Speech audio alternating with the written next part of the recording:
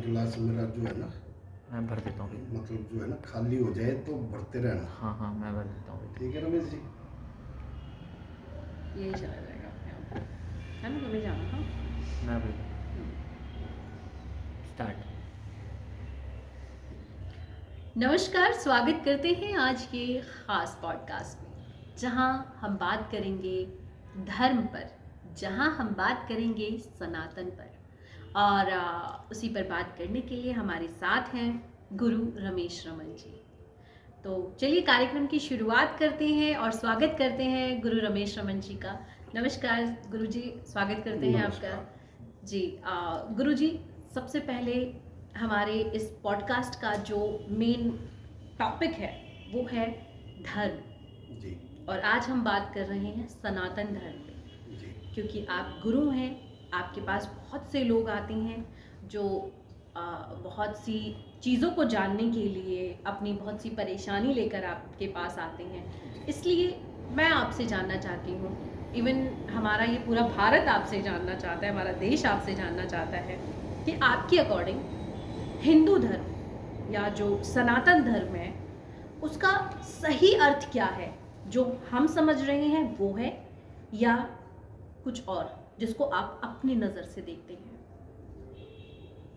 देखो, ये जो सनातन धर्म के बारे में आज आप पूछते हो ना, तो सनातन धर्म का तो कहीं ना कहीं एक नाम रह गया है। अच्छा। ओनली, ठीक है। सनातन को अच्छी तरीके से जानने वाले लोग, जहाँ तक मेरा विचार है, तो 5% लोग ही इस टाइम जो है ना हमारे भारत में है। अच्छा। जो सनातन धर्म को फॉलो करते हैं। वरना सनातन धर्म की आड़ में तो एक रामायण में काल नेमी होते थे ना जो, तो सनातन का चोला जो ओडे बैठे हैं उनमें तकरीबन 95% लोग अपने आप को जो सनातन को मानने वाले बोलते हैं, वो कहीं ना कहीं काल नेमी है। अच्छा। असली सनातनी लोग तो 5% है। 95% लोग ओनली मतलब जो है नकली चोला उड़ रखे उन्होंने सनातन का। नकली चोला से आपका क्या संदर्भ है, क्या कहना चाहते हैं? नकली चोले का, जैसे सनातन को, जैसे मैं अपने आप को बोलता हूँ कि मैं भाई सनातनी हूँ, तो मेरे कुछ कर्तव्य बनते हैं, कुछ चीज़ों को रोकने का, कुछ चीज़ों को टोकने का, तो मैं वो भी नहीं करता हूँ, तो मैं सनातनी नहीं हूँ। मैं सिर्फ एक चोला उड़े बैठा हूँ कि मैं सनातनी हूँ भैया। मेरे अपने कर्म जो सनातन में जो हमारे कर्म बढ़ाए हुए हैं उनको जो है मैं कर नहीं रहा। ओनली मैंने एक बस ऐसे ही बोल दिया मैं सनातन को फॉलो करता हूँ भैया, ठीक है। तो कहीं ना कहीं सनातन का तो नाम रह गया। रियल का जो सनातन धर्म था आप ये कहना चाहते हैं लोगों के प्रचार में सनातन है, प्रचार में है, विचारों में नहीं है, प्रचार में है, ओनली प्रचार में, ठीक है ना। आजकल कोई भी महामंडलेश्वर बन जाता है, ठीक है। तो लेकिन मैं आपको यहाँ पे पूछना चाहूँगी कि महामंडलेश्वर जिन्हें बनाया जाता है उनके पीछे न जाने कितने उनके जो श्रद्धालु हैं, जो उनकी पूजा करती हैं, जो उनको अपना भगवान मानते हैं, इष्ट मानते हैं, गुरु मानते हैं, वो उन्हें महामंडलेश्वर बनाते हैं और इसके लिए इन्होंने बहुत मेहनत की होती है, ठीक है। विद्याओं की, जो ये ज्ञान देते हैं, जो ये सीख देते हैं, क्या ये सब चीज़ें व्यर्थ हैं वो जो कर रहे हैं?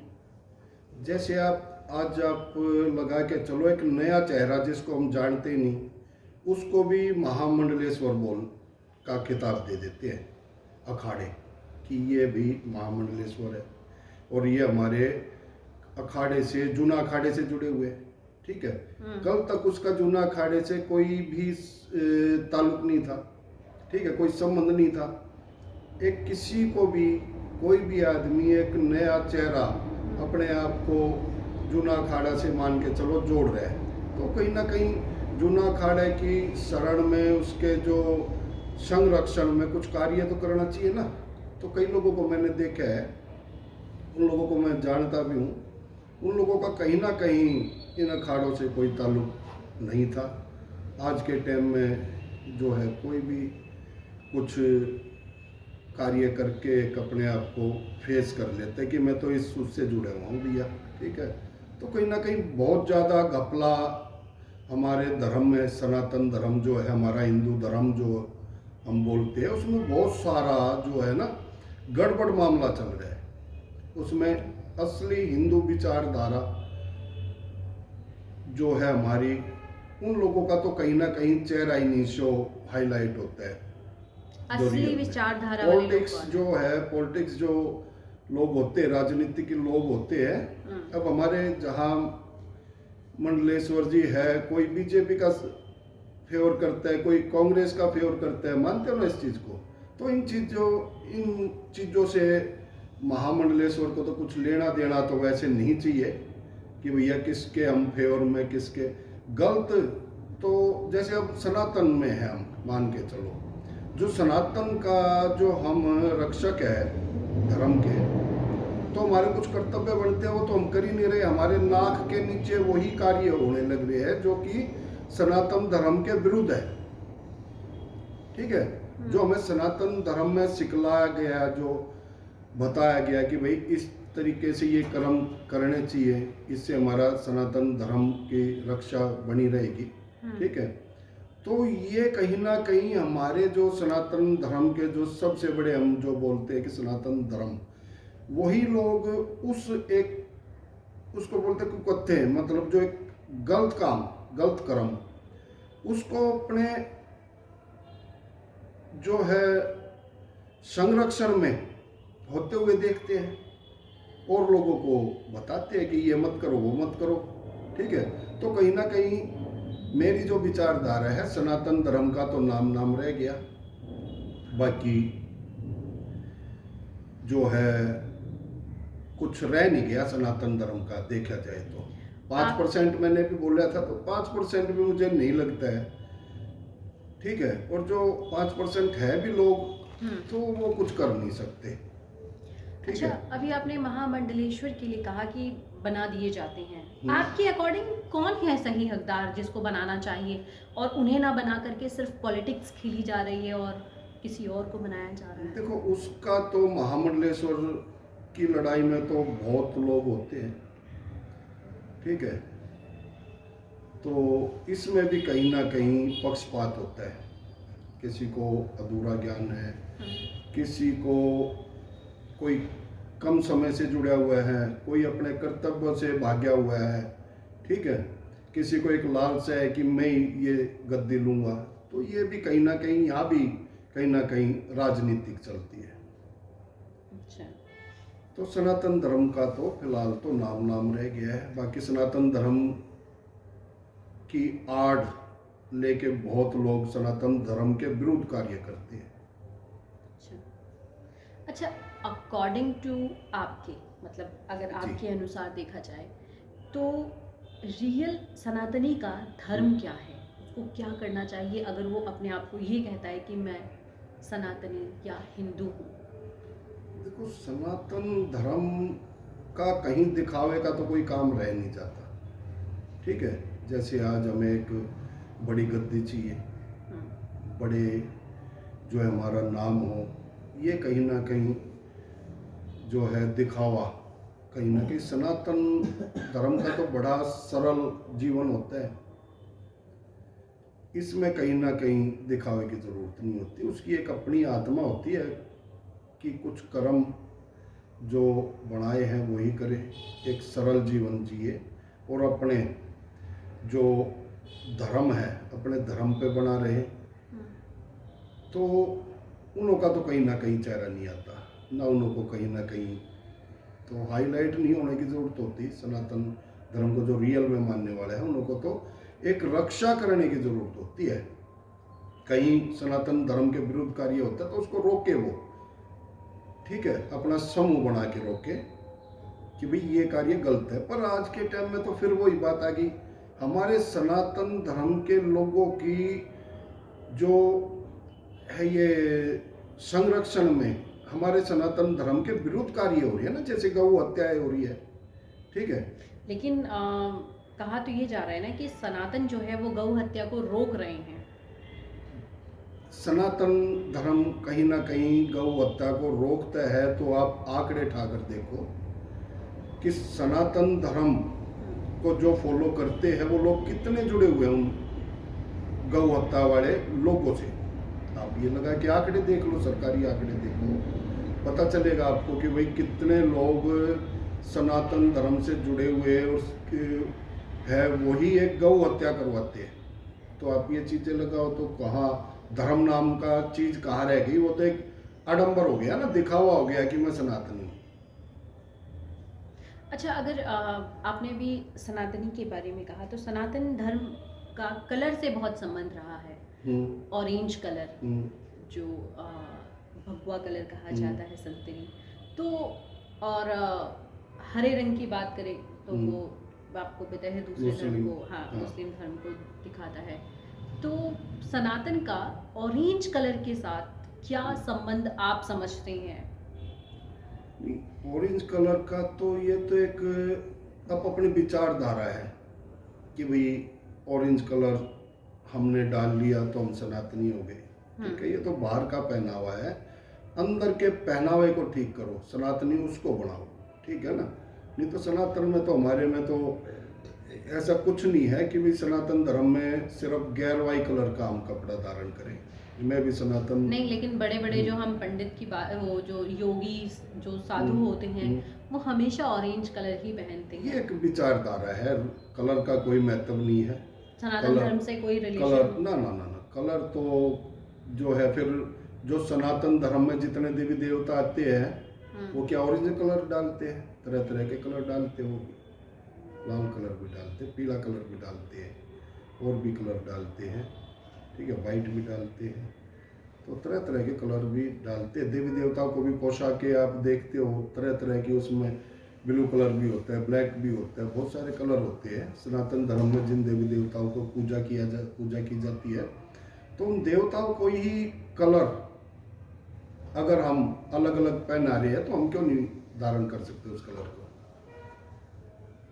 मतलब आप ये कहना चाहते हैं कि जैसे जो देवी देवता को जो कलर पहनाया जाता है उस कलर को हमें भी वैल्यू देनी चाहिए, हाँ, और रखना चाहिए। क्योंकि हरा कलर अगर बात करें तो गणेश जी का है, तो ग्रीन कलर, ग्रीन रंग की जो हरे कलर की चीज़ें बुधवार को पहननी चाहिए, हाँ, ऐसा कहा जाता है। बुध को ऐसा सनातन में कहा बुध जाता है। मजबूत होगा, ग्रीन कलर।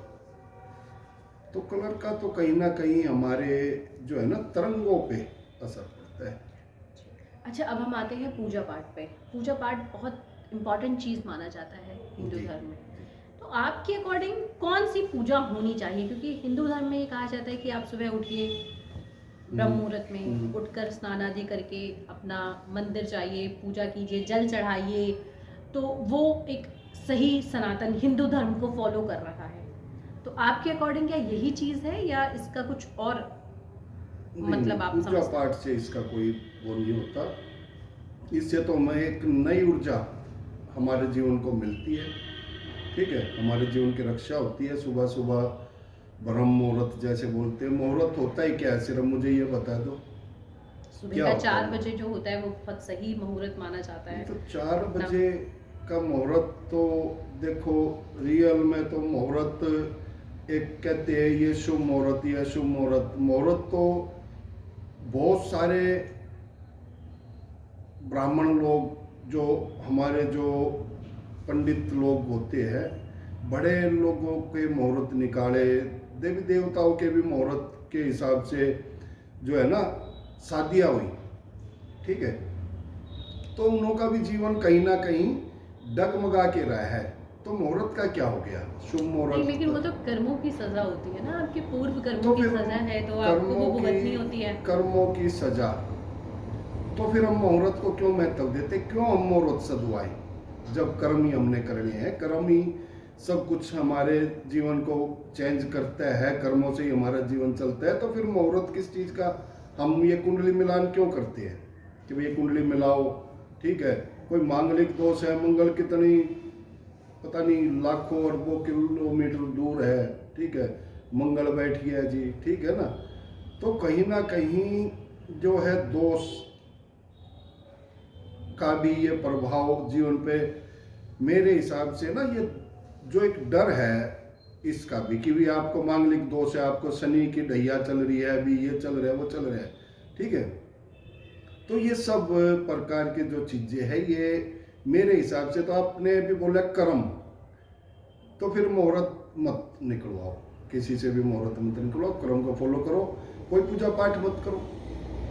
अगर आप पूजा पाठ नहीं करेंगे तो क्या आप नास्तिक नहीं कहलाएंगे? कि नास्तिक, भगवान में आस्था नहीं है आपकी?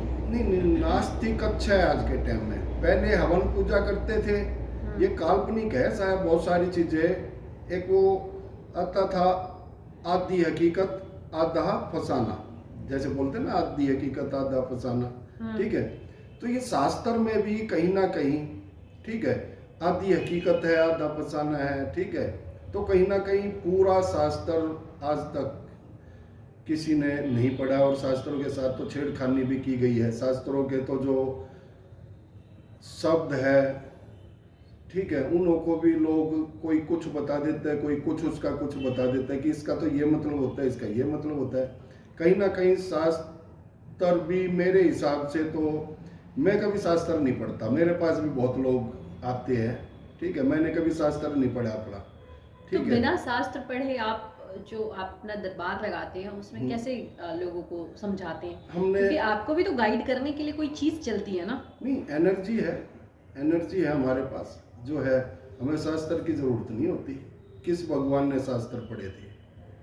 किसी भगवान ने? तो हमारे जो इतने वेद हैं, ग्रंथ हैं, गीता है, इनको को पूरा पढ़ो, आपको सनातन की भी जानकारी हो जाएगी, और उसमें कहाँ गलत है कहाँ ठीक है, वो सब चीज़ों की जानकारी हो जाएगी। बहुत सारी चीज़ों को तो छुपा रखा है शास्त्रों में, बहुत सारी चीज़ें ऐसी है जिसका उजागर किया जाए तो शास्त्र को कोई पढ़े ही ना, शास्त्र को कोई ध्यान रखे ही ना अपने पास में, ठीक है। शास्त्र में भी बहुत सारी चीज़ें, शास्त्र में बहुत सारी काल्पनिक चीज़ें हैं, ठीक है। शास्त्र तो किसने बनाया? शास्त्र किसने लिखा? ठीक है, शास्त्र के साथ छेड़खानी की गई है।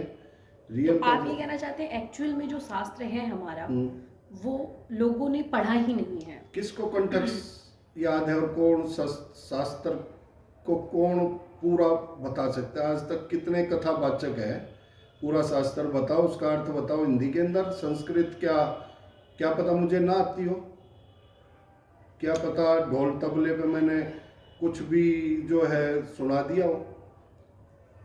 तो रियल में शास्त्र है ना, जो शास्त्र को संस्कृत में बोलकर हिंदी में समझाओ, उसका अर्थ समझाओ, तो देखते कितने लोग उस शास्त्र को, गीता को फॉलो करते हैं, और कितना ही लोग उसको सुनते हैं। पंडाल में से उठ के ना भाग जाए तो बोलना, पंडाल में से उठ कर भाग जाएंगे लोग अगर शास्त्र को रियल में हिंदी में समझाया जाए तो। अच्छा, अगर आप कह रहे हैं कि शास्त्र लोग सही से समझते नहीं हैं, बात आपके अगर दरबार की जाए तो आप खुद हनुमान जी की पूजा करते हैं, भक्ति करते हैं, और हनुमान चालीसा पर भी बिलीव करते हैं, तो क्या हनुमान चालीसा बिना शास्त्रों के निकल करके आया है, बिना ग्रंथों के निकल के आया है? हनुमान चालीसा में भी कहीं ना कहीं एक चालीसा ही, जैसे हम चालीसा आप लगाते हैं, जैसे आप चालीसा का ही लगा के चलो, भूत पिचास निकट नहीं आवे, महावीर जब नाम सुनावे, तो ऐसे हम बोलते हैं। तो आज के टाइम में तो लोग कहते हैं भूत प्रेत होते ही नहीं। अच्छा, तो कहीं ना कहीं फिर उसको या तो झूठा साबित करो शास्त्र को कि ये हुए जो चालीसा को, ठीक है। तो चालीसा तो बहुत बड़ी जो है, उसमें हमारी एक रिक्वेस्ट है उस परमात्मा से, हनुमान जी से, और हनुमान जी का कहीं ना कहीं एक अच्छे कर्मों में, ठीक है, एक बड़ी ऊर्जा में जो है भैया चेहरा नजर आता है हनुमान जी का इन चीज़ों में। तो वो जो कर्मों के कारण हम हनुमान जी को फॉलो मैं करता हूँ, ठीक है, और जो है बचपन से फॉलो करता हूँ। हम इन्हों का नाम लेके भी अगर कोई कार्य करते हैं तो सफल होते हैं लोगों के कार्य। तो हमें तो अब यही लोग कहते हैं कि भैया ये चीज़ें नहीं होती, ये चीज़ें नहीं होती। तुलसीदास जी ने जो ये बनाई हनुमान चालीसा, तो इसमें बहुत सारी चीज़ें हैं। और आप तो हनुमान चालीसा का ही बता रहे हो, इसके साथ तो सुंदर कांड भी है, ठीक है, इसके साथ तो बजरंग बाण भी है, संकट मोचन, बहुत सारी है चीज़ें। तो हनुमान कथा भी है, बहुत सारी चीज़ें हैं। इसको अच्छी तरीके से अगर देखा जाए तो ये हमारी एक विचारधारा है। हमारा मन, ऐसे बोलते हैं हमारे उसमें कि वही उसका राम जिसमें मन बस जाए।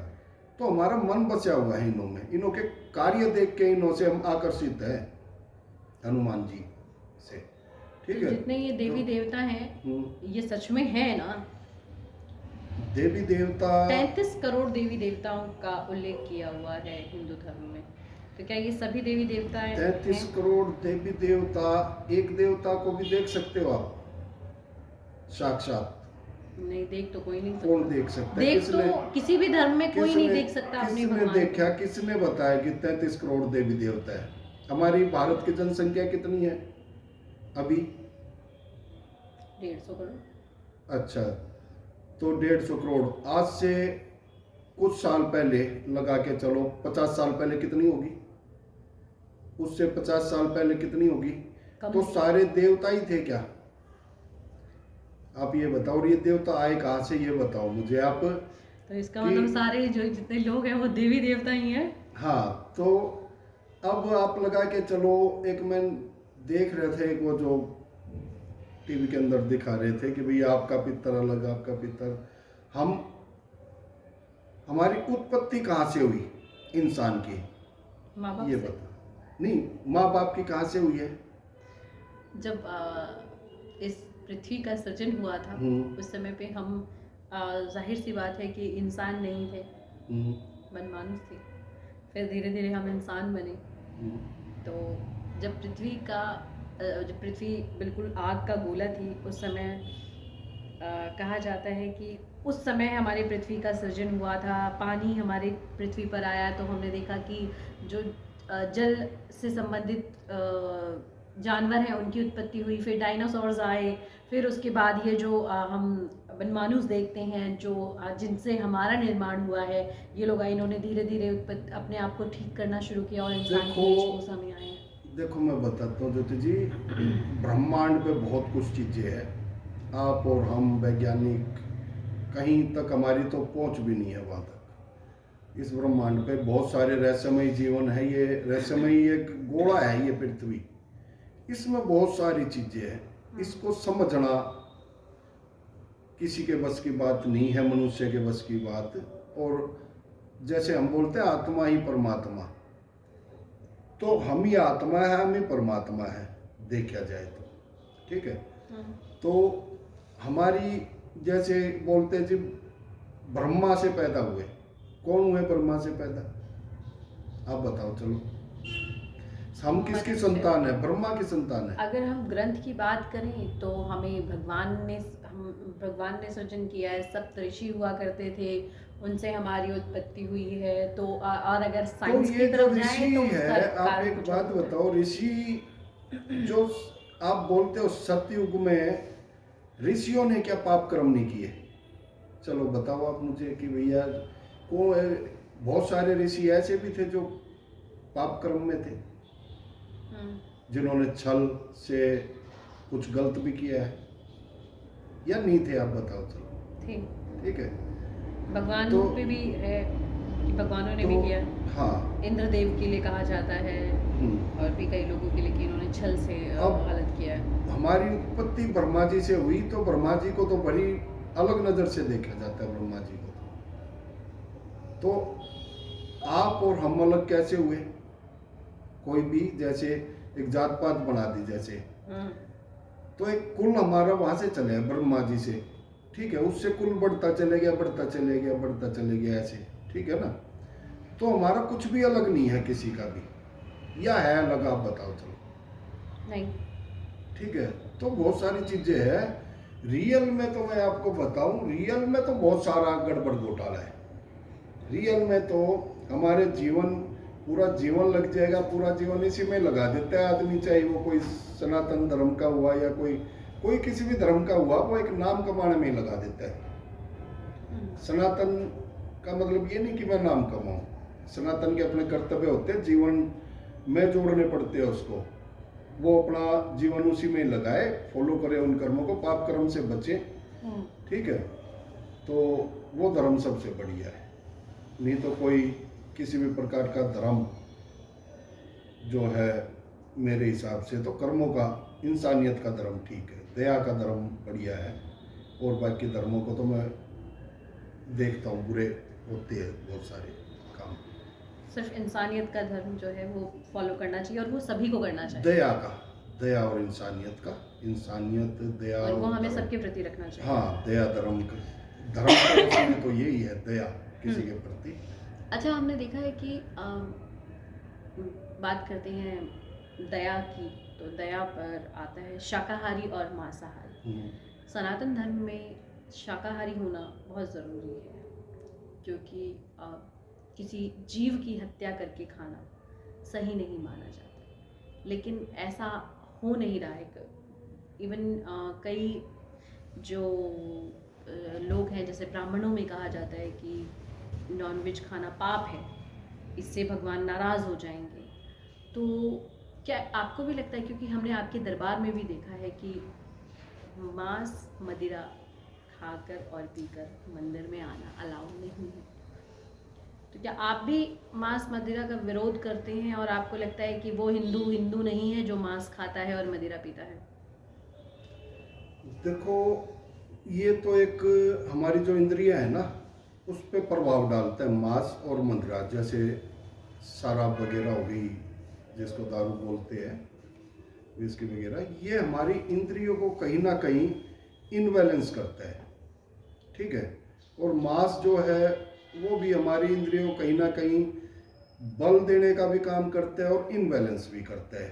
ठीक है, तो ये हमारी जो विचारधारा है, सोच है, उन इंद्रियों पे कहीं ना कहीं लड़खड़ा देता है उन को। कई चीज़ें, ये जो चीज़ें जो लोग यूज करते हैं, उनको कहीं ना कहीं जो शीतलता कहीं ना कहीं खंडित होती है।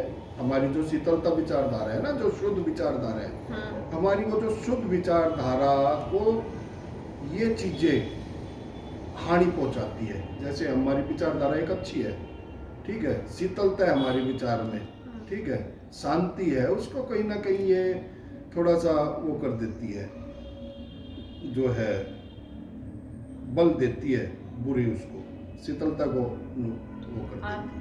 जो कहा जाता है कि इसे तामसिक भोजन कहा जाता है, कि इसे खाने के बाद आदमी बहुत ज़्यादा उग्र उत्तेजित हो जाता है, क्या ये सत्य है?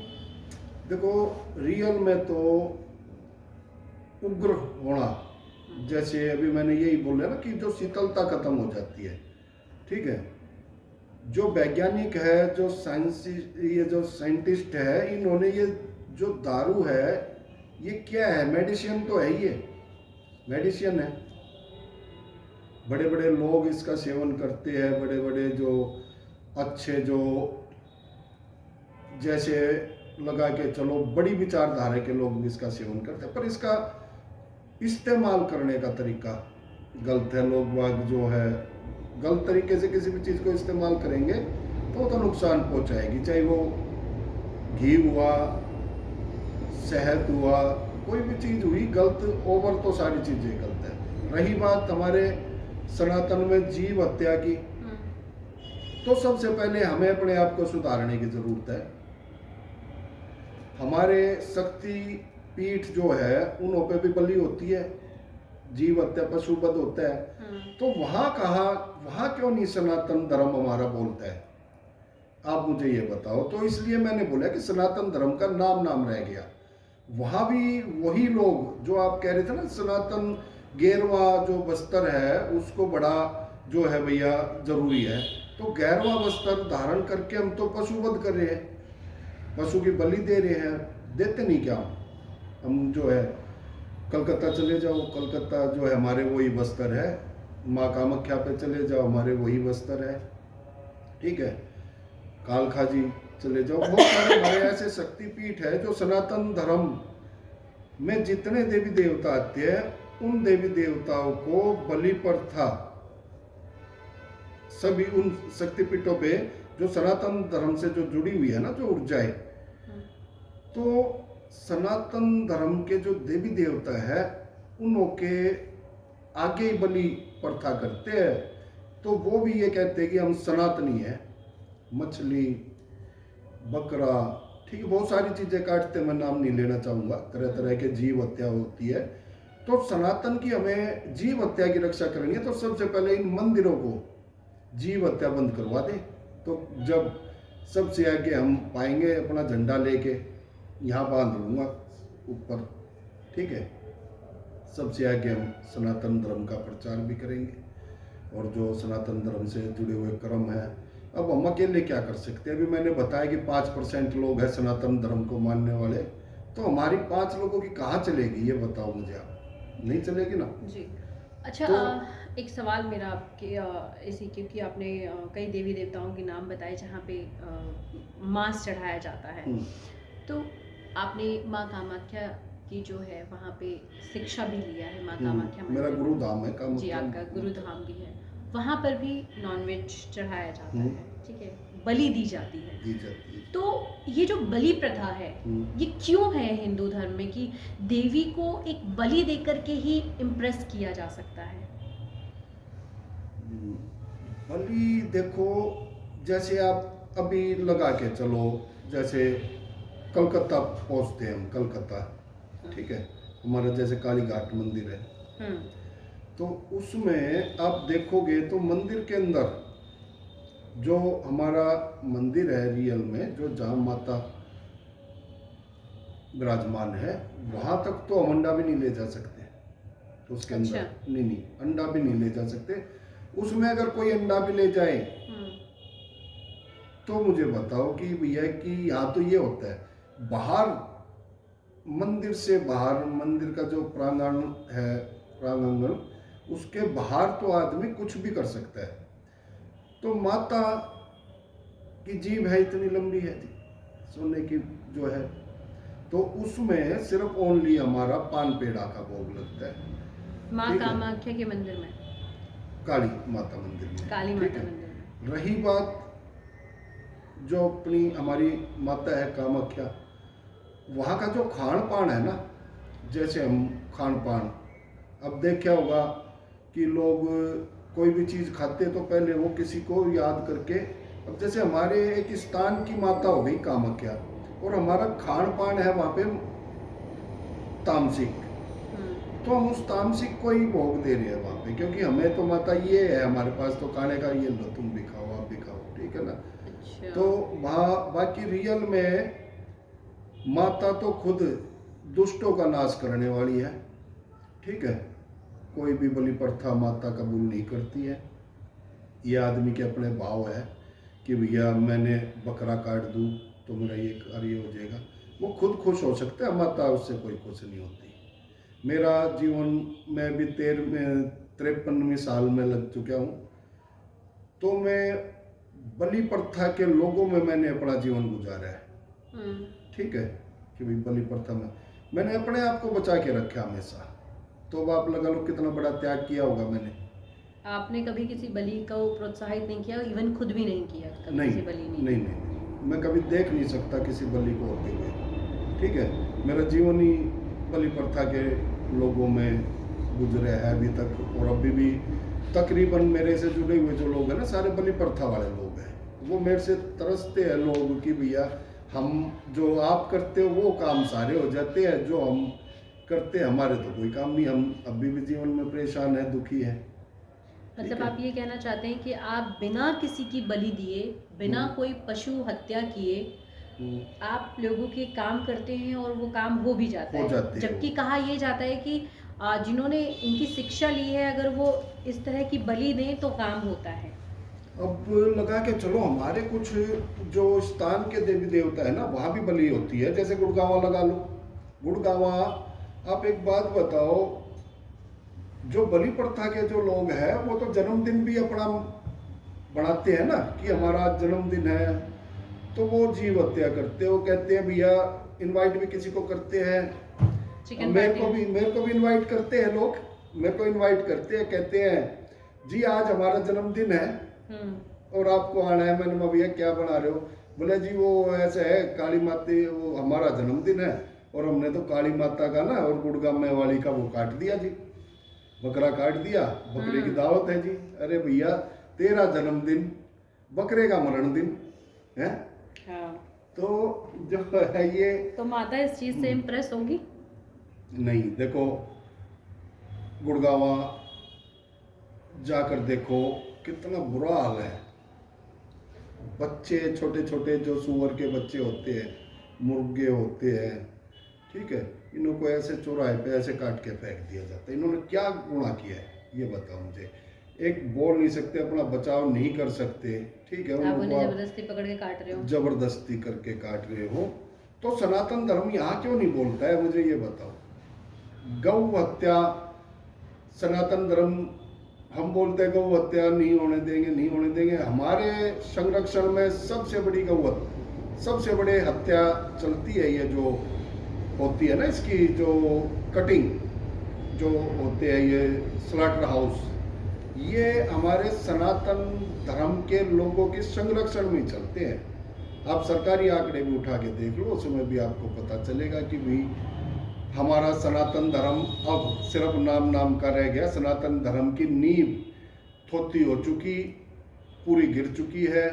2 4 5 ईंटें 100 में से बची हुई है, वो कभी आगे नहीं आते। वो अपने जीवन को बचा के रखते हैं बुरे कर्मों से और उनका एक सुखमय जीवन होता है। सनातन धर्म को फॉलो करते हैं उन लोगों का तो जीवन ही बड़ा सुखमय होता है।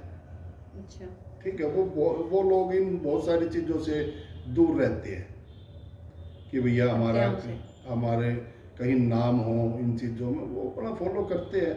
वो अपने जीवन की रक्षा भी करते हैं और उस जो फॉलो उसमें विचारधारा जो उसने बनाई है उससे ठीक जीवन उनका बीतता है। तो आप ये कहना चाहते हैं जिस गौ की हम पूजा करते हैं, मतलब सनातन धर्म में गाय को माता कहा जाता है, उनकी पूजा होती है। इवन हिंदू धर्म में पहली रोटी जो निकलती है वो गाय की निकलती है, कि पहली रोटी गाय को दी जानी चाहिए, तो अच्छा शुभ माना जाता है, भगवान की कृपा होती है आप पे। तो ये सब चीज़ें मिथ्य हैं सिर्फ? मुझे सिर्फ आप एक बात बताओ, मैंने सुना है कि महाराष्ट्र में ना जो है, महाराष्ट्र में तो टैक्स हटा दिया है कि गौ मांस को बेचो भैया टैक्स फ्री है, जीएसटी हटा दिया है। कहते हैं सेल करो, काटो जितनी मर्जी गाय और एक्सपोर्ट करो, इंपोर्ट करो, ठीक है। बाहर के देश वाले बनाते हैं वीडियो और वो इंडिया में भेजते हैं कि जी देखो ये यूपी से आया हुआ है, यूपी के प्रधानमंत्री है हमारे योगीनाथ जी, ठीक है। इन्हों का अपना जो है धर्म हम देखें तो जी यूपी में तो गौ कटनी नहीं चाहिए, स्लॉटर हाउस है, यूपी से एक्सपोर्ट इंपोर्ट होके जा रहा है जी बाहर देशों में। तो यूपी गवर्नमेंट क्या कर रही है इस पे?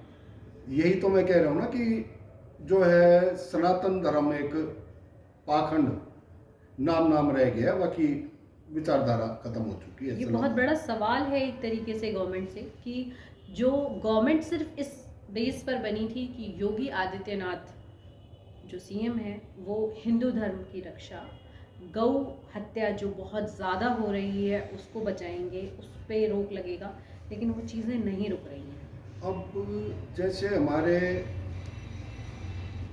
जो है, जैसे ईद आती है, जैसे लगा के चल लो आप, ये जो ईद पे बलि पे कहीं ना कहीं रोक लगाने की कोशिश करते हैं। नॉन वेज, जैसे नवरात्रों में हम कहते हैं भैया नॉन वेज की दुकान नहीं खुलेगी कोई भी, और जैसे नवरात्रों में तो माँ दुर्गा के ऊपर इतनी बलियाँ होती है, दुनिया भर के बकरे कटते हैं दुर्गा पंडालों में, तो उस समय कहाँ जाते हैं? तो उस समय पता नहीं कहाँ जाते हैं लोग, सनातन धर्म कहाँ चला जाता है, ठीक है। तो ये बहुत बड़ा सवाल है सनातन धर्म और हिंदू धर्म से, कि एक तरफ तो आप पूरे 9 दिन 8 दिन नॉनवेज नहीं खाएंगे, लहसुन प्याज नहीं खाएंगे। हिंदू धर्म में लहसुन प्याज को भी बहुत बड़ा तामसिक भोजन माना गया है कि लहसुन प्याज ही, मैंने तो प्याज खाया है, मैं पूजा नहीं, नवरात्रे शुरू हो रहे हैं तो लहसुन प्याज सस्ते हो जाएंगे क्योंकि लोग खाते नहीं है। गौ का जो है लहसुन प्याज तो आप खा रहे हो, और जो उस क्या हमारे सनातन धर्म में जो है किसी पशु का जो है उत्पीड़न करना लिखा है कहीं? आप बताओ चलो। तो हमारे सनातन धर्म वाले क्यों गाय का दूध पीते हैं? उस गाय बछड़े का का दूध तो सही माना नहीं जाता है। नहीं, क्या सही माना गया है? आप मुझे ये बताओ, उसका जो बछड़ा है गाय का, उसका हक आपने मार लिया, तो आपने हक ही मार लिया। उस बछड़े का कहाँ पालना है? गाय को तो आपने इसलिए पाल रखा है, दूध दे रही है तो भैया चलो किसी बीमार गाय का इलाज रख के देखो ना उसको, सो वो पनाओ उसको, जो है ठंड लग रही है तो ठंड में उसको गद्दे पे सुलाओ। कहाँ होता है? कुत्तों को गद्दे पे सुला रहे आजकल तो। गाय तो जरा सा कमी आई गाय में तो छोड़ी आओ जी भाई, उसमें छोड़ी आओ, क्या कहते हैं, गौशाला में, ठीक है। क्योंकि गाय दूध देने लायक नहीं है। तो गाय को अपने स्वार्थ के लिए रखा जाता है। सबसे पहले तो हम पशु का हक, एक पशु वध करना और पशु का हक मारना बराबर ही हो गया वैसे देखा जाए तो, क्योंकि पशु का हक हमने मार लिया, उसके बछड़े का हक बनता है, गाय के बच्चे का हक बनता है उस दूध पे। उस दूध को हम कह रहे हैं भैया तू तो खा घास फूस, हम पिएंगे दूध। तो कहाँ के हम सनातनी हुए ये बताओ? बिल्कुल। तो कहीं ना कहीं लेकिन नॉनवेज को तो हिंदू धर्म में गलत माना गया है कि नॉनवेज नहीं खाना चाहिए, क्योंकि तो भगवान इससे रुष्ट हो जाते हैं। तो ये लोग कौन है जो बलि दे रहे हैं हमारी दुर्गा पे, हमारे देवी देवता, हिंदू देवी देवताओं पे बलि जो दे रहे हैं? ये कोई मुंडन है? मुस्लिम है ये लोग? कई लोग ऐसे भी हैं कि जो मंगलवार को नॉनवेज नहीं खाते, सैटरडे नॉनवेज नहीं खाते, अरे आज तो मंगलवार है आज नॉनवेज नहीं खाना है, इसका मतलब भगवान के नाम पे भी छोड़ देते हैं। देखो, जो चीजें शरीर को बल देती हो वो सभी चीजें संजीवनी है। देखो मैं सही बात बताऊं, किसी को अकॉर्डिंग टू यू नॉनवेज भी बल देता है प्रोटीन के लिए। नॉनवेज बल देता है, मैंने सुना है। मैं आपको बताऊं, एक मेरे पास, हमारे पास आए एक जो है, कभी उन्होंने ना लहसुन प्याज यूज नहीं किया था। एज थी उनकी कम से कम 70-75 साल, उनकी मदर भी बैठी हुई थी 105 साल की घर में उसके। उन्होंने ना कभी लहसुन प्याज यूज नहीं किया, उनके पूरी फैमिली में किसी ने। तो उनको जी टीबी हो गई, मेरे पास आए झाड़ा लगवाने जी, जो है टीबी हो गई जी। मैंने कहा भाई प्रधान जी आपको कैसे टीबी हुई भाई? बोले जी टीबी हो गई, और मेरा मैदानता हॉस्पिटल है गुड़गांव में, उसमें इलाज चल रहा है जी, मेरी खांसी नहीं जा रही है। मैंने कहा भैया झाड़ा लगवा और ये पानी ले और जा, एक हफ्ते बाद आकर बताना। तो अगले ही दिन मेरे पास आ गया जी। बोले गुरुजी आपके यहाँ से जाने के बाद मेरे को डॉक्टर के पास गया था, डॉक्टर ने मेरे को बोला कि भैया ये, मैंने बोला कि जी ये खांसी कब ठीक होगी? मेरे को हो गए 15-20 दिन दवाई लेते। तो डॉक्टर कहते हैं आप अंडा यूज कर सकते हो। तो मैं इसलिए आया हूँ जी आपके पास, मैं अंडा यूज कर लूँ? मैंने कहा भैया तू कर ले अंडा यूज, डॉक्टर ठीक है। अब वो जो आप जो दवाई खा रहे हो उसमें पहले ही नॉनवेज है, उसमें तो जो दवाई आप खा रहे हो उसमें ही नॉनवेज है। अब ये अंडा खा लोगे तो कौन सा फर्क पड़ जाएगा? कोई फर्क नहीं पड़ेगा आपको, ठीक है। तो एलोपैथिक मेडिसिन में भी काफी बताते हैं, तामसिक होती है ये भी। ग्रीन प्लांट की जो मेडिसिन होती है वो काफी आयुर्वेदिक, वो काफी महंगी होती है। इसलिए जो एलोपैथिक में जेनेटिक कैप्सूल होते हैं ये सब नॉनवेज होते हैं, ओमेगा 3 होती है, नॉनवेज होता है ये भी, इसको खाते हैं लोग बाग, ठीक है। अभी हमारे पास आए, जैसे ये अभी मैं मैदानता वाला बता रहा हूँ, तो वो मैदानता, मैंने बोला जा भैया खा ले तू अंडा। बोला जी ये जो आपने धागा जो मेरे गले में बांधा है ये कहीं ना कहीं दिक्कत तो नहीं आएगी? मैंने कहा नहीं आएगी भैया जा। तो उसने जी नॉनवेज वो अंडा वगैरह खाया होगा। फिर मैंने ट्यूसडे को फिर बुला रखा था जी हम आ जाए, एक हफ्ते बाद मैंने बुलाया था उनको, तो फोन आया जी हम आ जाए। मैंने कहा भैया अभी तू रहने दे, अंडा खा रहे है ना? बोला जी अंडा तो मैं खा रहा हूँ। जब से वो मैं आपके पास से गया हूँ, जब से वो अंडा खाना शुरू किया जी, खांसी में तो आराम है मेरे को। मैंने कहा ठीक है भैया, आप ना एक हफ्ते बाद और आना। एक हफ्ते बाद आया तो 15 दिन बाद आया जैसे वो, तो उसने मुझे बताया, मैंने कहा भैया कैसी है तबीयत प्रधान जी? कहते जी तबीयत फिट फोर, आपकी दुआ से, बाबा की दुआ से तबीयत फिट फोर है जी, खांसी का पता ही नहीं चला कहाँ गई। मैंने ऐसा क्या किया भाई? डॉक्टर ने दवाई बदल दी। बोले जी आप सुनो मेरी बात। मैंने सुना भैया। बोले जी पहले तो अंडे खिलाए डॉक्टर साहब ने, मैंने खाए।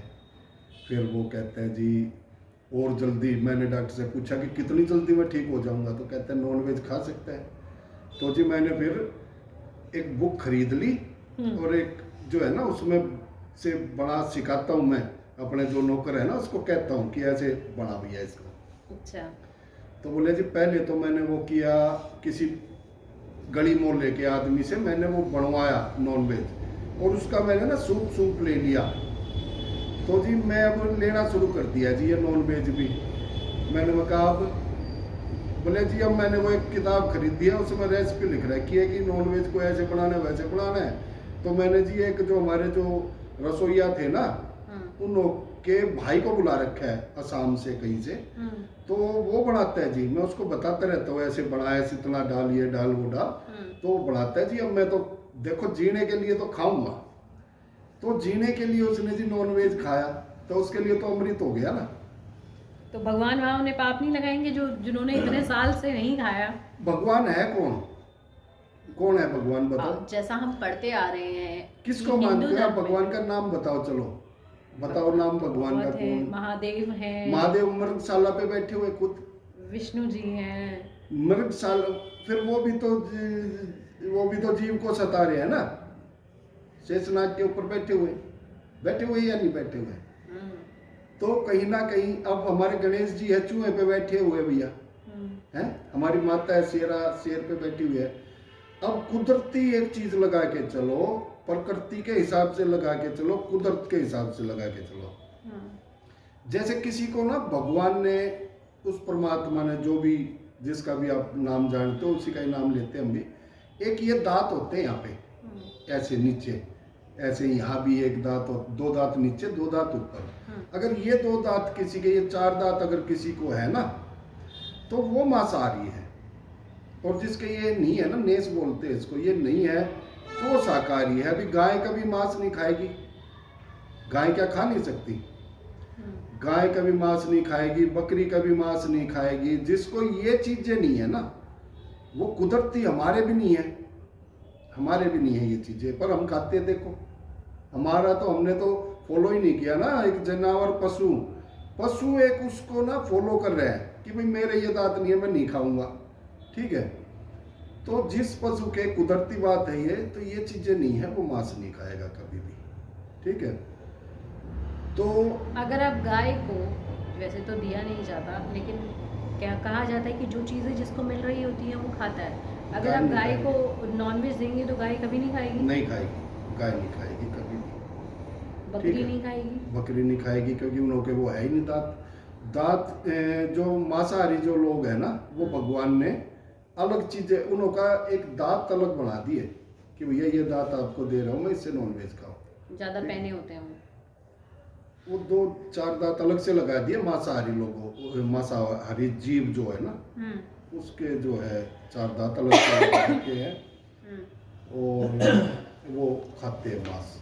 और वो सभी में है, जो मांस खाते हैं वो सभी प्राणियों में, चाहे वो नहीं, हमारे इंसान के अंदर कहाँ नहीं, हमारे भी दांत हैं वैसे। हमारे वैसे तो नहीं है ना, राक्षस वो वैसे। अब देवताओं के कहा, आप बताओ देवताओं के कहाँ थे दांत? राक्षसों जैसे दांत थे क्या? देवताओं के नहीं थे, ठीक है। राक्षसों के थे, वो खाते थे। तो थोड़ा पानी देना।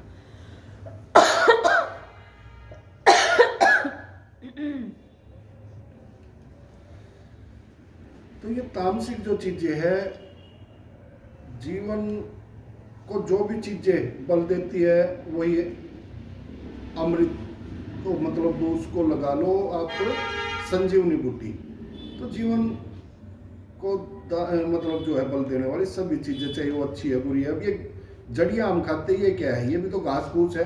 तो आपके अकॉर्डिंग उन्होंने नॉनवेज खाया तो वो गलत नहीं था?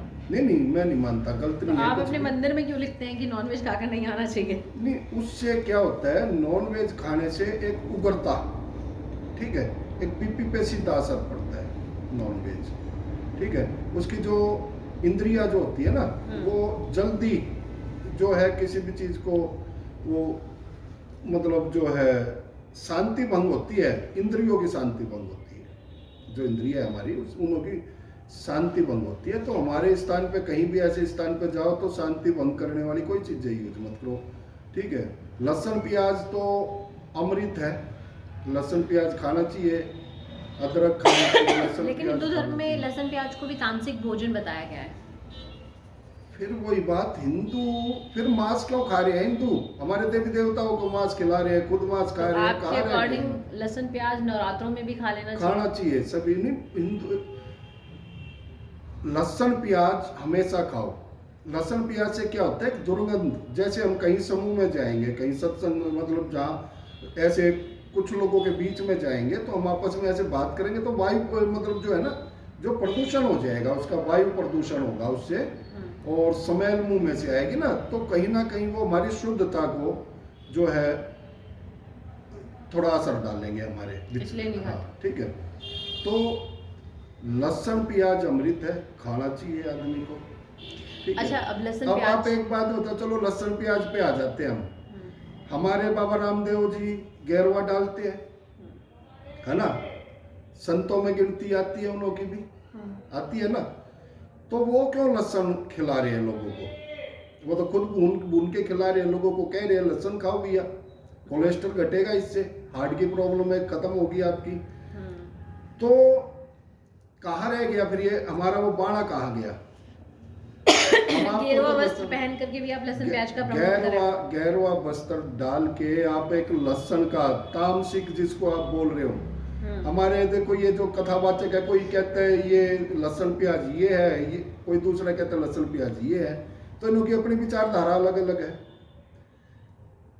तो जो है आप अब लगा के चलो कि भैया मैं गैरवा डाल रखे और लहसुन को एडवर्टाइज कर रहे हो, लहसुन का प्रचार कर रहे हो कि लहसुन खाओ, ठीक है। तो कहाँ रह गया हमारा उस गैरवे भगवे वाले की, कहाँ रह गई हमारी इज्जत ही खत्म हो गई उसकी, तो है ना।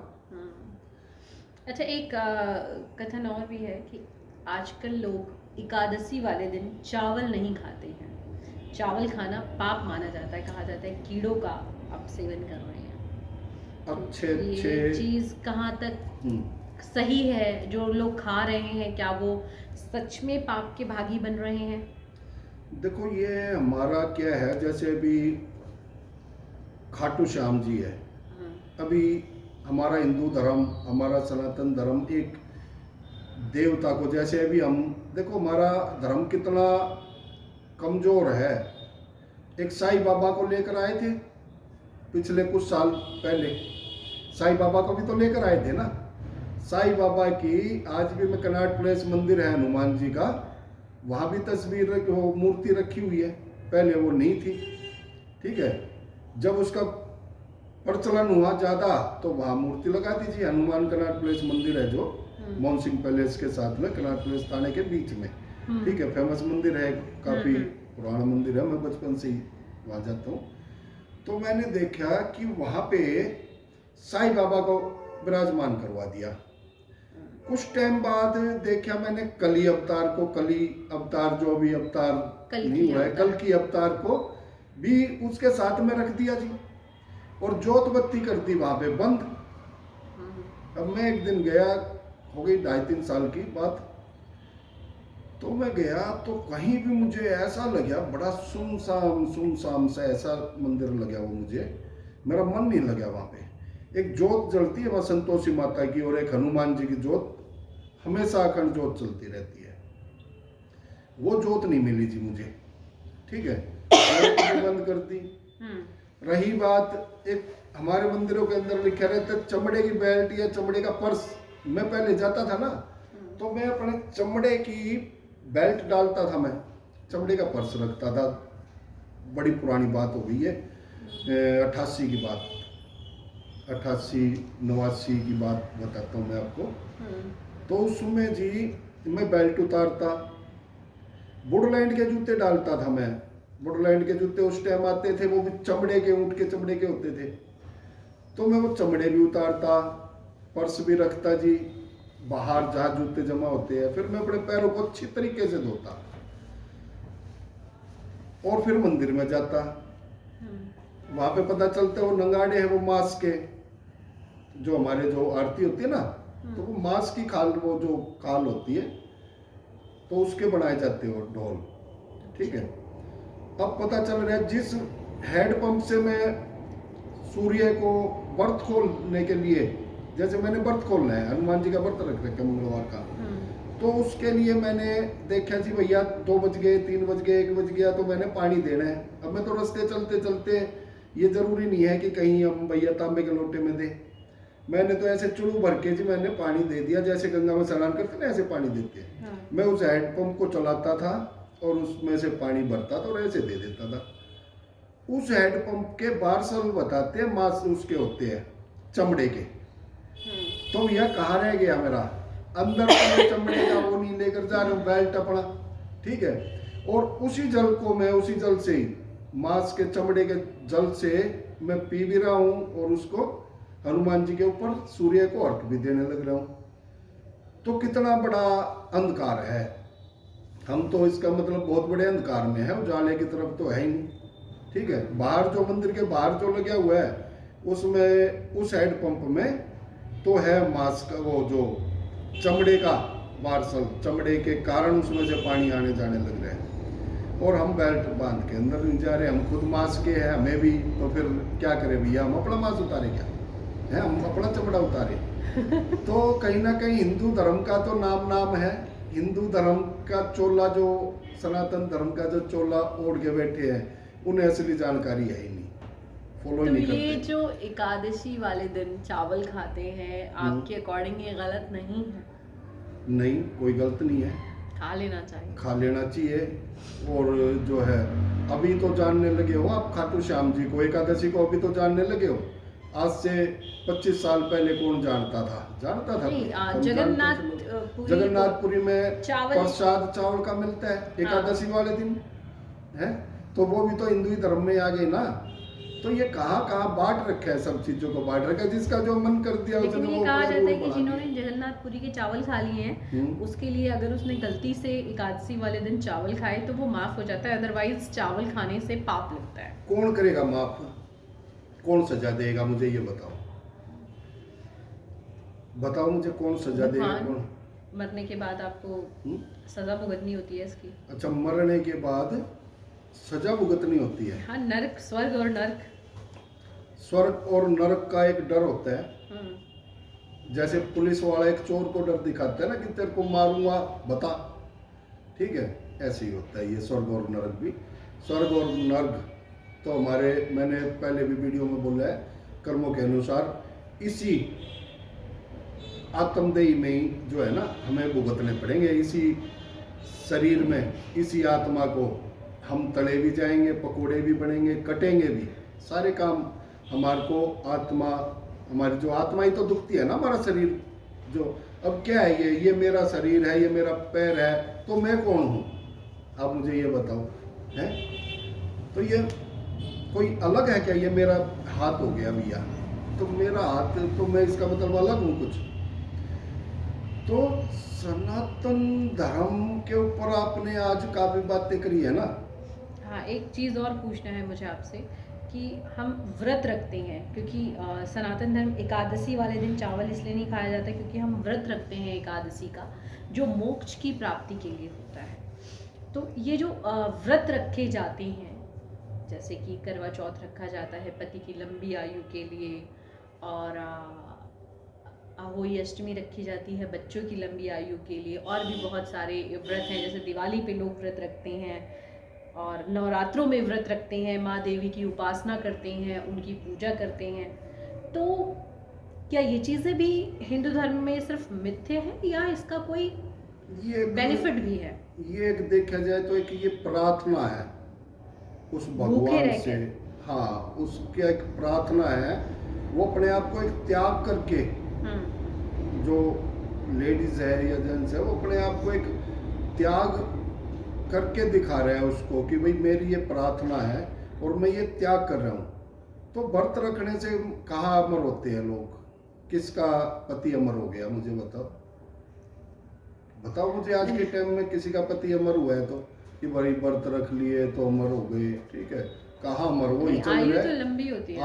आयु कैसे लंबी होती है, क्या गारंटी है, गारंटी बताओ चलो मुझे, मैंने हाँ कोई गारंटी किसी चीज की? सावित्री ने अपने पति की लंबी आयु के लिए व्रत किया था, तो हम्म। पति जीवित हो गया, मरा हुआ पति जीवित हो गया, ये जो कहानी है, ये जो कथाएं हैं जो प्रचलित हैं, ये गलत है? ये जो वही बात है, आधी हकीकत आधा फसाना, ठीक है। तो जिसने इन्हों को जीवित किया वो खुद क्यों नहीं जीवित हो के आते हमारे आगे, खुद अपना आकार दिखाए कि भाई मैंने किया है ये, तो ठीक है। अच्छा, तो भगवान को स्वयं प्रकट हो जाना चाहिए। व्रत पहले तो इसमें तो ये दिखा है, शास्त्रों में दिखा रखा है कि हम किसी का आह्वान कर देंगे तो प्रकट होकर हमारे आगे आ जाते हैं कि फल मांगो, बर मांगो भैया, ठीक है। होते थे ना, जैसे अग्निदेव प्रकट हो जाते थे, शास्त्रों में बताते हैं कि भैया प्रकट हो गए। जो है आज के टाइम में कहाँ प्रकट हो रहे हैं? नहीं, जो लोग हिमालय पर जाकर के यज्ञ करते हैं, तपस्या करते हैं, क्या उन्हें भगवान प्राप्त नहीं होते? उन्हें भी तो होते हैं ना, जो तपस्या कर रहे हैं बड़े बड़े। पहली बात तो भगवान को प्राप्त करना ही नहीं चाहिए, क्योंकि भगवान ने ही तो हमें बनाया है, भगवान ने ही हमें बनाया है। भगवान हमारे हमेशा आत्मा सो परमात्मा हम ही है जो कुछ है, ठीक है। तो भगवान ने हमें बनाया है, तो भगवान को हमें जानने की जरूरत है, नहीं जानने की जरूरत है, ठीक है। हम भगवान की प्राप्ति चले जाएंगे एक बार भगवान के पास, नहीं तो मरने के बाद कहते हैं भगवान के पास जाना है, ठीक है। तो उससे पहले भगवान से क्यों मिलना? भगवान से मिलना, पहली बात तो भगवान से मिलना है तो भैया मर ही जाओ, ठीक है। कहाँ वो करना है, हिमालय पे कहाँ वो करना है आपने कि भैया मैं भगवान से मिलूंगा? क्या करेगा भगवान से मिलके, आप ये बताओ। चलो, भगवान से मिलके करेगा क्या आदमी, आप बताओ ना मुझे। अब कोई गलत काम करता है, कोई सुसाइड करने की कहता नहीं, तू तो यार भगवान के पास जाने की लगी हुई है तेरे पास, तो ठीक है। तो असली रास्ता तो यही है। तो कहीं ना कहीं भगवान प्राप्ति के ये रास्ते नहीं है। भगवान ने हमें बना रखा है, भगवान हमारे हैं, हम भगवान के हैं, ठीक है। हमारे को जब भगवान ने बनाया है, आप किसी चीज़ को बना रहे हो तो आप संभाल भी तो करते हो ना आप उसकी, या नहीं संभाल करते आप? तो भगवान, तो ये पूजा पाठ करने का और व्रत रखने का कोई अर्थ नहीं है? कुछ नहीं है, कुछ नहीं है, व्यर्थ है। नहीं भी करें तो भी कोई फायदा, मतलब ये हमारे जीवन पे जो हमारी इंद्रियों पे प्रभाव डालता है, हमारी तंत्र कोशिकाएं है उसको ठीक रखता है। ये कोई दोष होता है उसको हटा देता है, ठीक है। काफी दोष हटाया जाता है। हाँ, दोष का ये मतलब विकर्ता जिसमें आ गई, जिसमें कोई दोष का ये नहीं कि कोई शनि दोष लग गया, वो नहीं कह रहा मैं। जैसे हमें किसी चीज से मान के चलो कि लहसुन खा रहे हैं हम, और उससे हमारा जो ना वायु दोष जो है वो ठीक हो रहा है, ठीक है। जो हमारे जो मान के चलो मस्कुलर पेन हो रहा है कोई वायु की वजह से, वायु बढ़ गई हमारे अंदर, तो हम मान के चलो खून को पतला करेंगे, लहसुन खाएंगे, खून ब्लड पतला होगा, ठीक है। ये चीजें कहीं ना कहीं, हल्दी खा लो, उससे जो कोई क्लॉट बन जाता है उसको ठीक करती है। पहले तो यही होता था, कहीं जो चोट लग जाती खून, तो हल्दी का दूध पी लो, ठीक है। गुरुजी, आपके दरबार में एक दिन में 100 लोग आते हैं, और उन 100 लोगों की सिर्फ एक ही परेशानी होती है, कोई भी खुश होकर के नहीं आता। अगर पहली बार आ रहा है, उसके पास कोई ना कोई समस्या है, किसी न किसी चीज़ से वो ग्रस्त है, परेशान है। उसकी परेशानी का कारण क्या है? वो परेशान अपने पूर्व जन्मों के कर्मों से है या इस जन्म के कर्मों से? आपने कई लोग ऐसे देखे होंगे, यार उसने तो कोई गलत काम किया ही नहीं, लेकिन तब भी वो मतलब तकलीफ में जा रहा है। आज के टाइम पे मुझे ये बताओ कि गलत काम कोई मान लेगा कि मैंने गलत काम किया है? हर आदमी ये कहता है मैं तो दूध का दोया हूँ, मेरे से अच्छा तो कोई आदमी नहीं है, दूसरे आदमी तो मेरे जैसा तो कोई है ही नहीं पूरे ब्रह्मांड में, मैं तो बहुत अच्छा आदमी हूँ, ठीक है। तो दुख, ये जो कर्म उसके जीवन के साथ साथ चलते, चाहे कितने ही जीवन वो लेगा अपने, उसके साथ साथ उसको कर्म का भोग भोगना पड़ेगा। विधि का विधान है ये, और इस विधि के विधान को भगवान ने जो कर्म किए उन्होंने भी भोगा, और हम भी इस परमात्मा के अंश है, हम भी भोगेंगे, ठीक है। तो कर्म कहीं ना कहीं हम कर्मों को ही फॉलो करना चाहिए। जो हमारे जीवन को सुखमयी बनाए वो कार्य ही करने चाहिए। वो कार्य जो है नहीं करेंगे तो उसमें तो जीवन तो दुखमयी बनेगा। तो कर्म तो जीवन भर पीछा नहीं आप छोड़ते। उनकी तकलीफों के निवारण के लिए क्या उपाय देते हैं?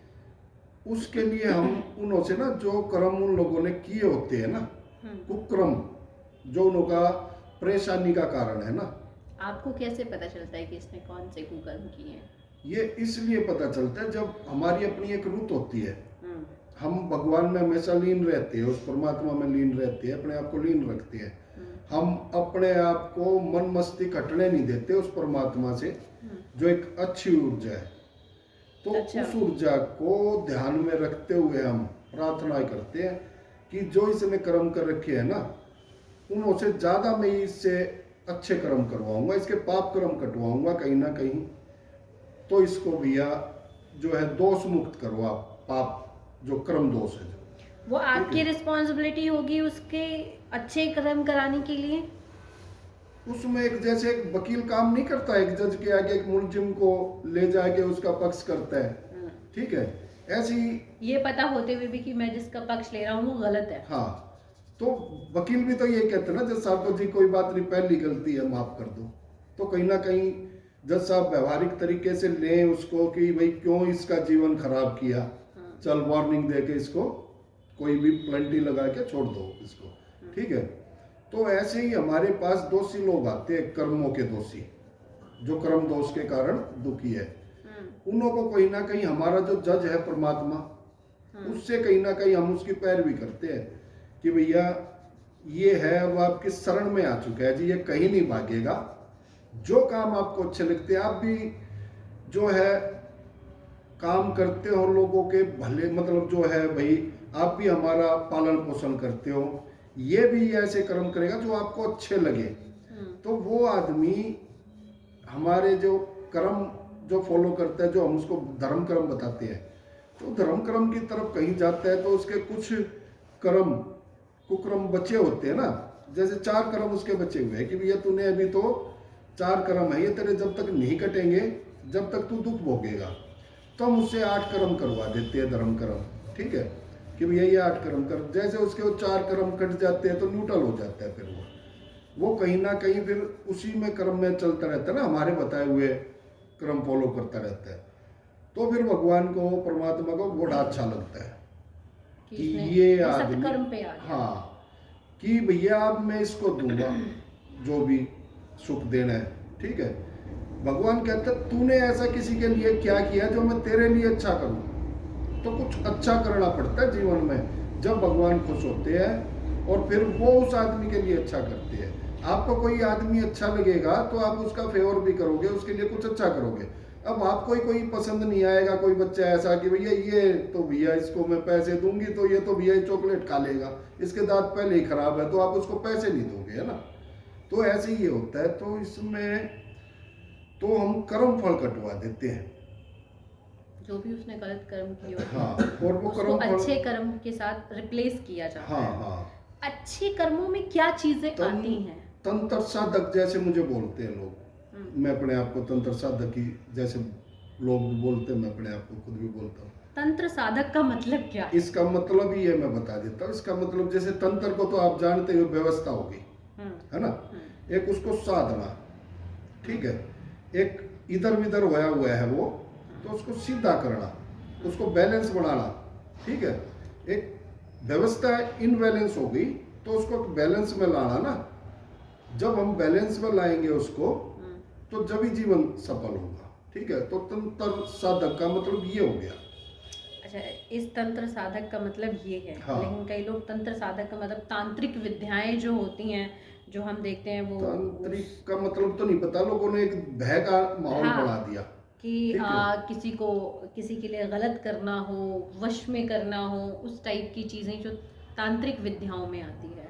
अब जैसे मुझे लगा कि चलो ठीक है, कि मुझे भी लोग कहते हैं कि जी आप करते तो काम जो है, आप भी ये कह देते तो ये हो जाएगा, ये हो जाएगा, वो हो जाएगा, आपके पास ऐसी कौन सी विद्या है। तो तंत्र तांत्रिक इनों से तो लोग सोचते पता नहीं ये क्या हुआ है, ठीक है।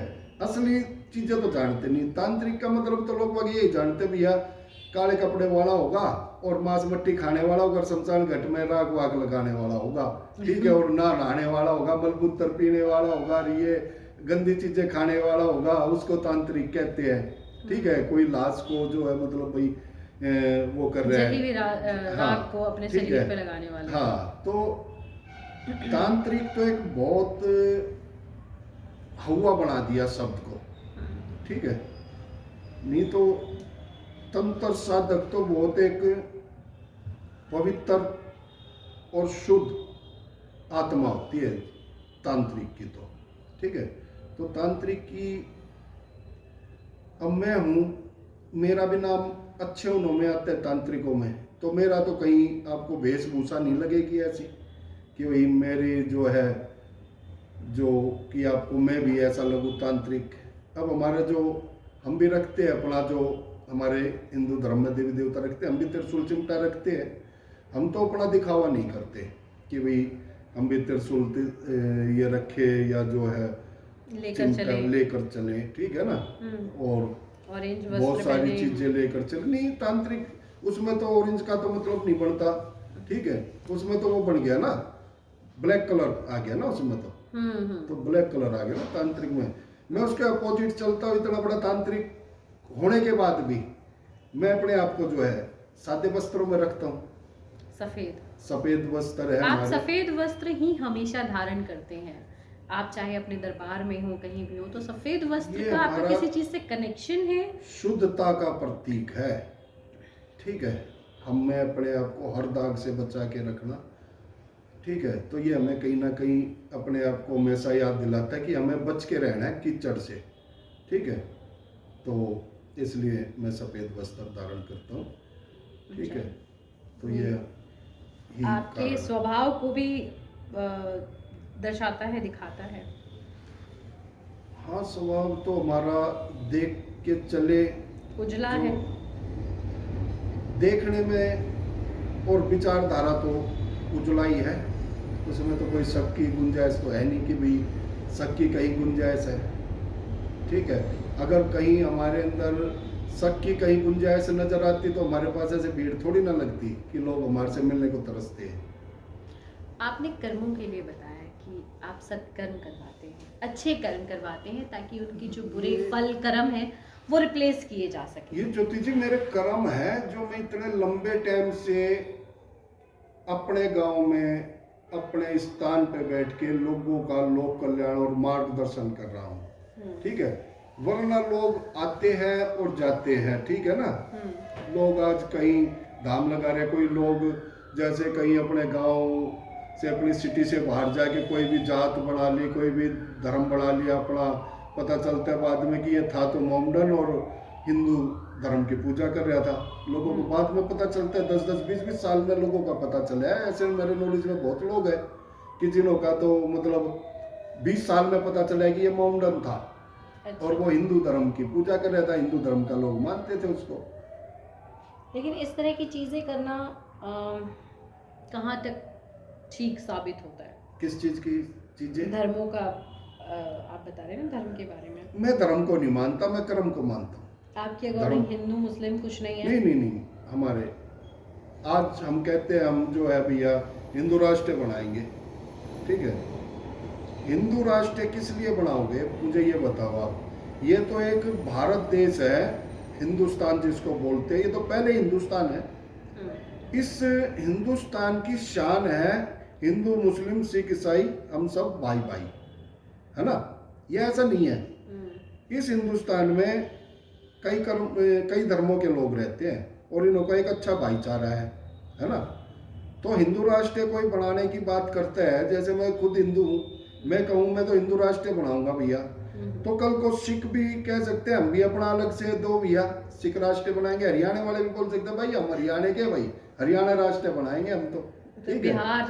बिहार यूपी सब तो हिंदुस्तान के तो टुकड़े हो जाएंगे ना, ठीक है। हिंदू राष्ट्र बनाने वालों का अपना क्या मकसद है, वो हिंदू राष्ट्र के कितने क्लोज थे पहले, और अब कितने हैं। यहाँ तो मैं जो है हिंदू राष्ट्र चल रहा हूँ और मोमडनों से अपने रिलेशन बना रहे हूँ, रिश्तेदारी बना रहे हूँ। किस चीज़ का मैं हिंदू राष्ट्र बनाऊंगा बताओ, हैं? आप बताओ मुझे। अभी हमारा एक अभी चलन में जो है हमारे एक बागेश्वर वाले हैं, तो वो हिंदू राष्ट्र के लिए बोलते हैं, मान के चलो आप। उन्होंने पद यात्रा भी की अभी हिंदू पद यात्रा में तो अपना मजाक उड़वाया उन्होंने। क्यों? तो उन्होंने हिंदू राष्ट्रीय बनाना है तो अपने फैमिली मेंबर को क्यों उन्होंने हिंदू धर्म से जोड़ के रखना चाहिए था ना। क्यों नहीं रखा हिंदू धर्म से जोड़ के अपनी फैमिली मेंबर को। उन्होंने तो मुस्लिम धर्म में दे दिया अपनी फैमिली को ही कि जाओ भैया तुम मुस्लिम बन जाओ। तो कहेगा हिंदू राष्ट्र बनाएगा वो आदमी, बताओ है कोई रास्ता? उनके परिवार में किसने मुस्लिम का किया है? नहीं, सुनने में आता है, जो है बताते हैं, हाँ हो अल्लाह मचा हुआ है कि इनकी सिस्टर मोमडन के उसमें, और वो उनकी खुद की बाणी है कि मेरी सिस्टर की भाई शादी मोमडन लोगों ने की और मोमडन फैमिली में कर रखी है और मोमडन मेरे जीजा जी है और जो 50-60 जो घर है वो मेरे जो है परिवार की तरह है। तो फिर ये हिंदू और मुस्लिम का कहाँ से बखेड़ा क्यों खिला रहे हो? एक तो पहले तो इन लोगों ने ना हिंदू जो है इन्होंने एक देश का तो सत्यानाश कर दिया, हिंदू मुसलमान करके। ठीक है, हिंदू मुसलमान करके आज हिंदू और मुस्लिम एक दूसरे को खाने वाली नज़रों से देखते हैं, ठीक है। हालांकि हिंदू और मुस्लिम आपस में इन्होंने कुछ ऐसा गलत नहीं किया, पर विचारधाराएं बढ़ा दी कि भैया हिंदू आपके मुस्लिम हिंदू लोगों से कह दिया तुम्हारे लिए ये बहुत खतरनाक है मुस्लिम, और मुस्लिमों को कह दिया ये हिंदू भैया तुम्हें जीने नहीं देंगे, ठीक है। तो देखो ये कि ये क्या मतलब वो बढ़ा दिया, ये तो बहुत गलत कर दिया ना, तो बहुत ज़्यादा गलत है ये। हिंदुस्तान को बांट दिया और जो भाईचारा था ना वो खत्म कर दिया, ठीक है। एक आतंकवाद का नींव धर दी, विस्फोट पे बिठा दिया हिंदुस्तान को इस विचारधारा ने हमारी ने, जो ये हिंदू राष्ट्रीय है, ठीक है ना। तो आतंकवादी जो हमले हो रहे हैं वो इसी वजह से हो रहे हैं, हिंदू मुसलमान की वजह से। आतंकवादी तो हम ही तो बना रहे हैं ना। हम क्यों बना रहे हो? हम वो तो पाकिस्तान और दूसरी कंट्री के करते हैं हमला। हम हमारे भारत की सीमा में एंट्री कैसे कर रहे हैं वो लोग? कहाँ से आता है विस्फोट? कौन सा बॉर्डर ऐसा है जिस बॉर्डर पर भैया सिक्योरिटी नहीं है? कहाँ से आता है ये विस्फोट? आप बताओ मुझे, विस्फोट आता ही कहाँ से है मुझे ये बताओ ना। हमारी जो सिक्योरिटी है वो लूज है क्या? जो हमारी डिफेंस सिक्योरिटी है वो लूज है क्या? आप मुझे ये बताओ। हमारा नेटवर्क लूज है, इतना RDX जो है बाहर से आएगा और हमारे हिंदुस्तान में आ गया और हिंदुस्तान में आके वो धमाका कर रही है। आप ये कहना चाहते हैं एक सेकंड उठा के पूछो कौन है। हेलो, हाँ जी, हाँ जी, हाँ जी, हाँ कौन?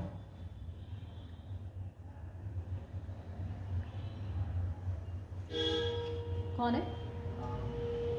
पीछे ऑनर। उनको बोलो इंटरव्यू चल रहा है, बाद में बात करेंगे। वो हेलो, इस पे कॉल करने की क्या जरूरत है? हेलो, रख दो। हाँ वो भी इंटरव्यू चल रहा है उनका, इंटरव्यू चल रहा है उनका।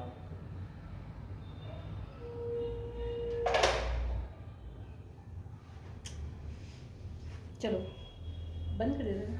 नहीं,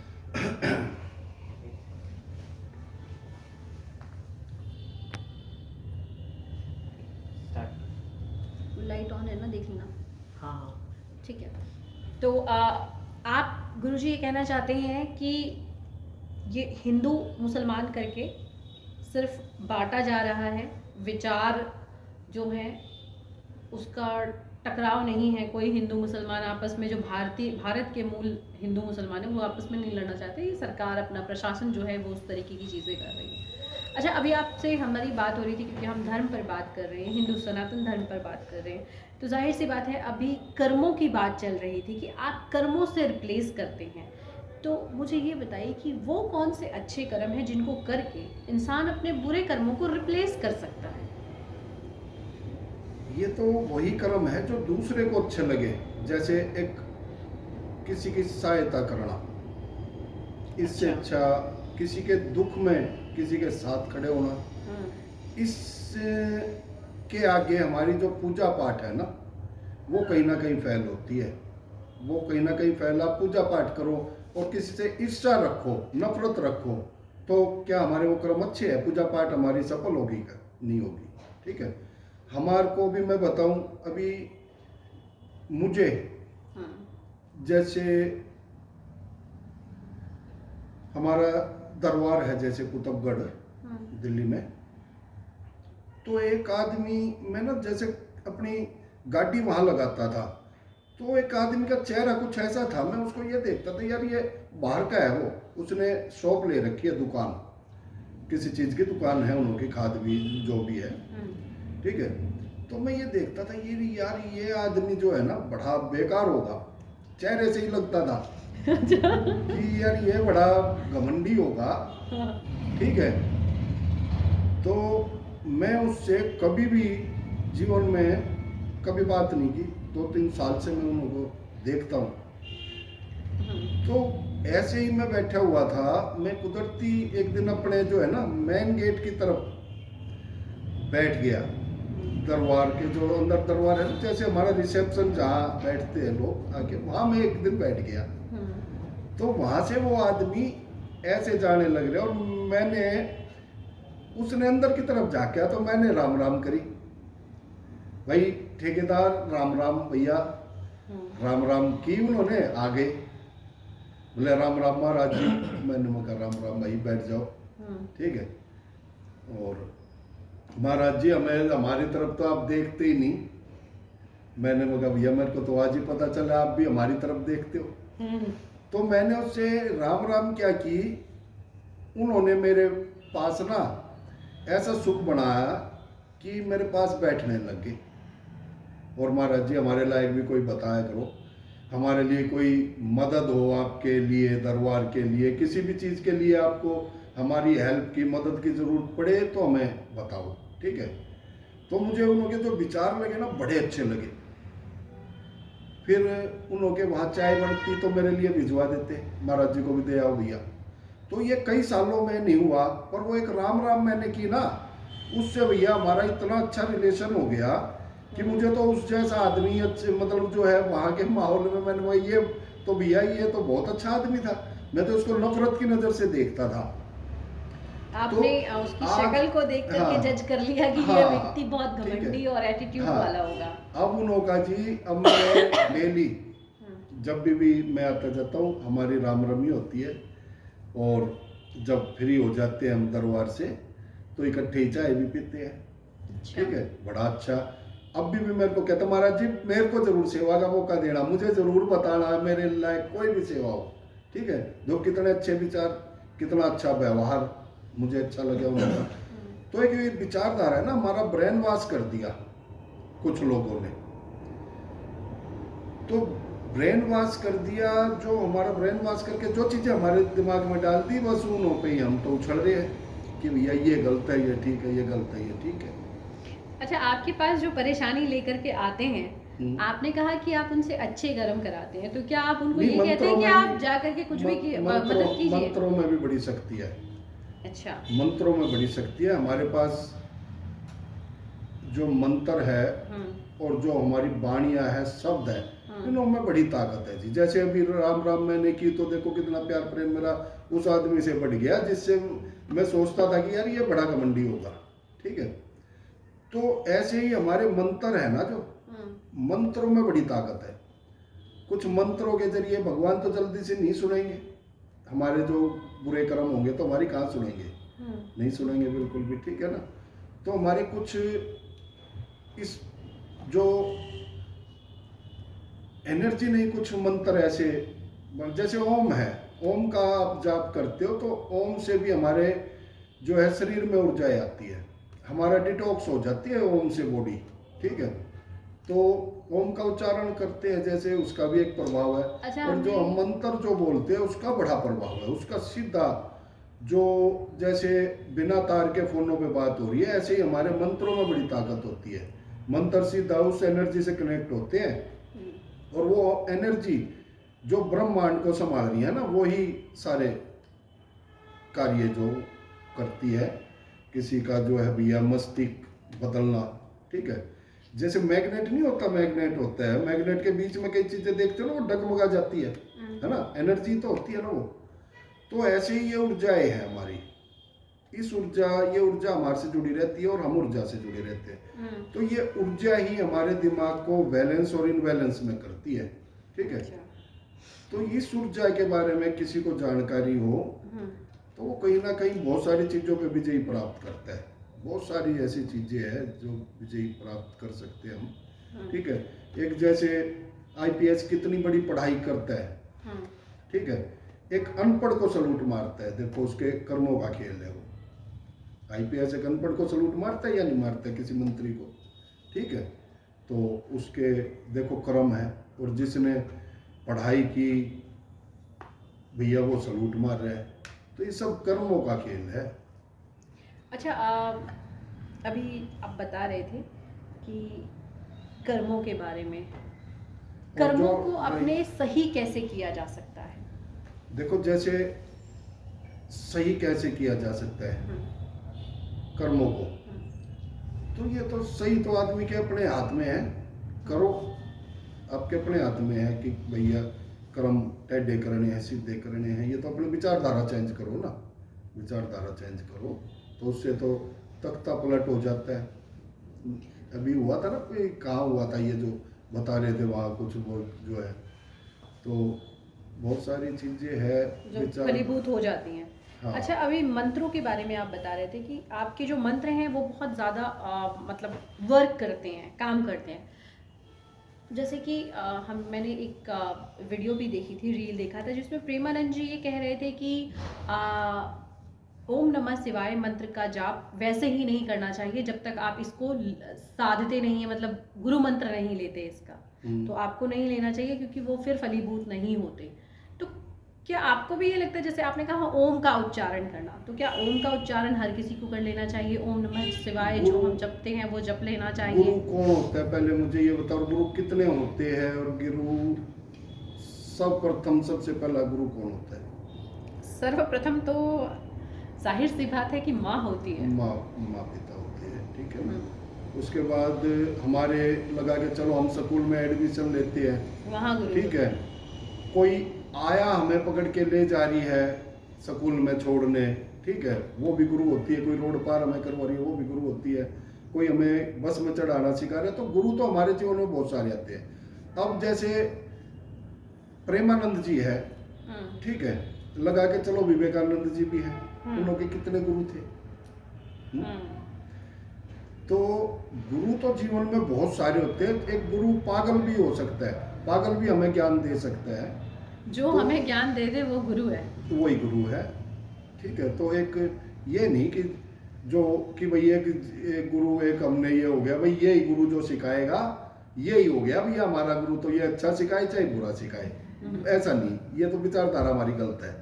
कहीं से भी कुछ भी सीख सकते हो आप, ठीक है। हर चीज का एक पीरियड होते हैं, जैसे संस्कृत का अलग, इंग्लिश का अलग, गणित का अलग, तो कितने गुरु हो गए हमारे। आपने भी तो मंत्र किसी गुरु से ही लिए हैं, जो सिद्ध हैं आपके मंत्र, जिनको आप सिद्ध करके, जिन मंत्रों का उच्चारण करके आप लोगों को बताते हैं, और आप जो पानी देते हैं वो भी बहुत वर्क करता है, तो वो मंत्रों की वजह से कर रहा है। गुरु जी ने ना हमारे को बहुत बड़ी एक वो दे दी, जैसे बहुत सारे 1 लाख मंत्र दिए। उन 1 लाख मंत्रों में से तकरीबन 100 मंत्र हमें मिले जो काम करते हैं। देखो हमने उसमें से छाटे कि क्या चीज क्या काम करती है। छाटने के लिए अप्लाई किया आपने उस मंत्रों को? छाटने के लिए अप्लाई ये किया कि हमने ना, जैसे एक होता है ना कि ये जो थ्योरी और प्रैक्टिकल करने के लिए कुछ चाहिए। हाँ। जैसे डॉक्टरी सीखने के लिए बॉडी चाहिए ना, ऐसे ही हमें भी इसके लिए ना, जैसे कोई समस्या है, हमने ये चीज चलाई, वो चीज चल गई तो हमने उसको अलग रख लिया कि ये चीजें भैया ऐसे, ये चीजें ठीक रहेगी। रही बात एक एनर्जी से जुड़ना, ब्रह्मांड में बहुत अन्य प्रकार की एनर्जी है, ठीक है। तो इनों से कहीं ना कहीं मैं अपना ये सोचूंगा कि मैं कब में से इनों से जुड़ गया, ठीक है, इनों से आप सौदा करोगे क्या? हम तो बचपन से जुड़े हुए हैं, तो इसलिए जो है हमारे को ये एनर्जी प्राप्त हुई है। वरना जो है ना, ये सौदा करें कि मैं एक दफा भगत बन जाऊं, मैं एक दफा तांत्रिक बन जाऊं, तो इसकी ऐसे कमता से जरूर करूंगा भैया, तो वो कहीं इतनी बड़ी एनर्जी क्या काबू आ जाएगी किसी की? एनर्जी एक प्रकार से देखा जाए तो एक कोई एनर्जी क्यों किसी की गुलाम बनेगी कि जा भाई ये काम कर, जा भाई ये काम कर, बन जाए कोई एनर्जी किसी की गुलाम? तो कुदरती भी बहुत सारी चीजें होती है। जो कुदरती चीजें है ना, तो मेरे पास तो ये गॉड गिफ्ट जिसको बोलते हैं ना इंग्लिश में, गॉड गिफ्ट है मेरे पास। ये जो एनर्जी मेरे साथ जुड़ी हुई है ना, जिस एनर्जी से मैं जुड़ा हूँ, ये तो गॉड गिफ्ट है। इसको हम बांट नहीं सकते किसी से, क्योंकि हमें ही नहीं पता कि भैया इसमें जीवन लग गया हमारा आधा, जीवन आधा लग गया, जाने अनजाने में हमें ये प्राप्त हुई है। एक हमारा कोई संकल्प नहीं था कि भाई ये चीजें आपको मैं इसलिए जो है आह्वान कर रहा हूँ कि भाई आप जो है लोगों का भी मेरे कहने से लोगों के भले करना। तो हमारी तंत्र मंत्र, हमारी जो ये तंत्र मंत्र यंत्र तंत्र, आज के टाइम में षड्यंत्र बड़ा पावरफुल है। आज के टाइम में तो षड्यंत्र ज्यादा, षड्यंत्र के तहत लोग आजकल अपना भला करते हैं, दूसरे का बुरा करते हैं। तंत्र मंत्र पे तो लोग जो है ना, मंत्र और यंत्र, इनों पे तो यंत्र चलाएंगे तो फंस जाएगा आदमी, ठीक है। तो षड्यंत्र पे ज्यादा ध्यान देते हैं। चारों चीजें बहुत पावरफुल है, यंत्र मंत्र तंत्र और षड्यंत्र, ठीक है। आजकल षड्यंत्र के तहत हमारा जो है ना सारी चीजें चल रही हैं, ठीक है। ये भी एक षड्यंत्र है। देखो देश का क्या माहौल बन गया, ठीक है। ये भी एक षड्यंत्र है कि सनातन धर्म का चोला हम पहन के देखो गौ हत्या, बलि प्रथा को नहीं रोक पा रहे हैं। तो जो है आज के टाइम में तो मैं तो कहीं ना कहीं इन मंत्रों से क्या क्या कार्य किए जा सकते हैं, किन चीजों पर ये सिद्ध हैं? इन मंत्रों से कुछ भी किया जा सकता है, किसी का भला किसी का बुरा, कुछ भी किया जा सकता है। बुरा भी किया जा सकता है, बिल्कुल किया जा सकता है। तो क्या ये मंत्र फिर मुझे आप आजमा सकते हो, पर जब आजमाओ कि भैया जो है एक टाइम रख के खुला चैलेंज है, खुला चैलेंज करो। और खुला भी चैलेंज पता कैसे करो कि ज्यादा हाईलाइट में जो है मुझे लोगों की नजरों में ये दिखाओ कि टाइम रख के भैया ये करके दिखाओ। अच्छा, जैसे कि अब कई लोग ये कहते हैं कि आ जाए कोई ये कहे अरे कोई 10,000 रुपये सैलरी कमाने वाला है और वो कहता है गुरुजी मुझे 1 साल में 1 करोड़ रुपए कमाने हैं, ऐसा करके दिखाओ, आप कर देंगे ये काम? हो जाते हैं, क्यों नहीं हो जाते हैं। अच्छा, तो वो पैसे कहाँ से आएंगे? अगर उसका सोर्स ऑफ इनकम ही 10,000 रुपए है, वो 1 साल में 1,20,000 रुपए कमा रहा है, तो वो 1 करोड़ रुपए कैसे कमाएगा? उस परमात्मा का काम करने का तरीका अलग है। राजा को रंग को राजा बनाने में मिनट एक लगाते हैं, ठीक है। अब जैसे आप यहाँ देखते हो ना, देश के राजा भी तो बनते हैं ना, कितना मिनट लगता है। और कोई आ जाए आम आदमी और ये कहे गुरुजी आपकी शक्तियाँ इतना काम करती हैं, तो चलिए मुझे कैटरीना कैफ दिलवा दीजिए। तो कैटरीना कैफ क्या है? कुछ भी नहीं है। नहीं तो कैटरीना कैफ आ जाएगी उसके पास इन शक्तियों से। कैटरीना कैफ कहाँ नहीं जाती बताओ मुझे। कैटरीना कैफ कोई ऐसी निराकार है क्या, कहीं जा नहीं सकती? कैटरीना कैफ कितनी जगह जाती है बताओ। कैटरीना कैफ क्या लोगों के पास जाती नहीं, या लोग उससे नहीं मिलते, या कैटरीना कैफ घूमती नहीं? बताओ मुझे आप। तो कैटरीना कैफ क्या है? कैटरीना कैफ से मेरी शादी करवा दीजिए। कैटरीना कैफ है, कैटरीना कैफ है। कैटरीना कैफ ने कितने त्याग, कितने कुछ किया होगा जब वो इस अहदे पे पहुंची है, मानते हो?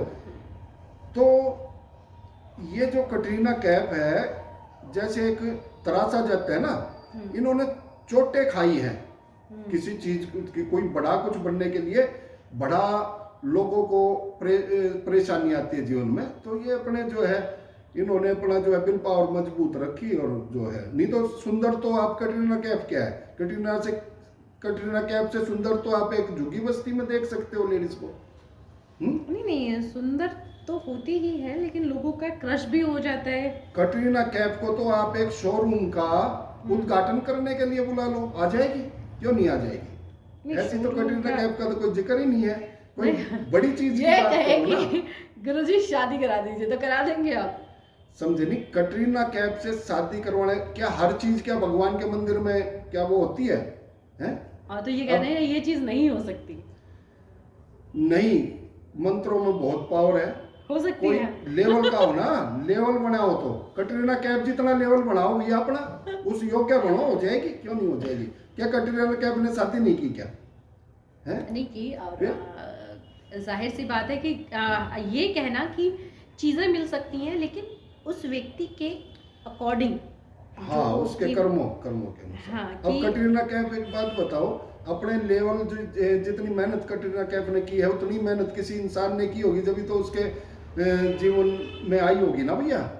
ठीक है, तो एक तो डगर, पिछले कर्मों का भी एक कर्म डगर, होता है। एक मार्ग पकड़ना पड़ता है। ठीक है, तो मार्ग वही वाला पकड़ो ना जहां हमें जाना है। अब हमें मछली पकड़नी है तो हमें भैया समुद्र वाले मार्ग पे चलना पड़ेगा। अब कटरीना कैफ को किसी ने शादी की तो भैया उस मार्ग पे चले ना। कटरीना कैफ का रास्ता कहाँ से जाता है भैया कटरीना कैफ तक? अच्छा, ये बताइए कि पिछले कर्मों की सजा भी भुगतनी होती है इस बिल्कुल साथ साथ चलती है, इक्वली, बिल्कुल साथ और साथ उसको चलती अगर है, पैदा बैलेंस होती है। करना है तो आपको पैदा। पिछले कर्मों में जो गलत कर्म किए हैं उसके कंपेयर में ज्यादा अच्छे कर्म करने होंगे। इसका देखो एक पीरियड होता है, जैसे पीरियड क्या मतलब, जैसे कि भाई हमें इतने टाइम की सजा इतने टाइम में भुगतना है। एक टाइम में ही सारी सजा अगर हम दे दें तो जीवन, जैसे कहते हैं ना 184 बोलते हैं, तो हमारा जीवन आए दिन बदलेगा। ठीक है, और जीवन बड़ा दुखमय हो जाएगा।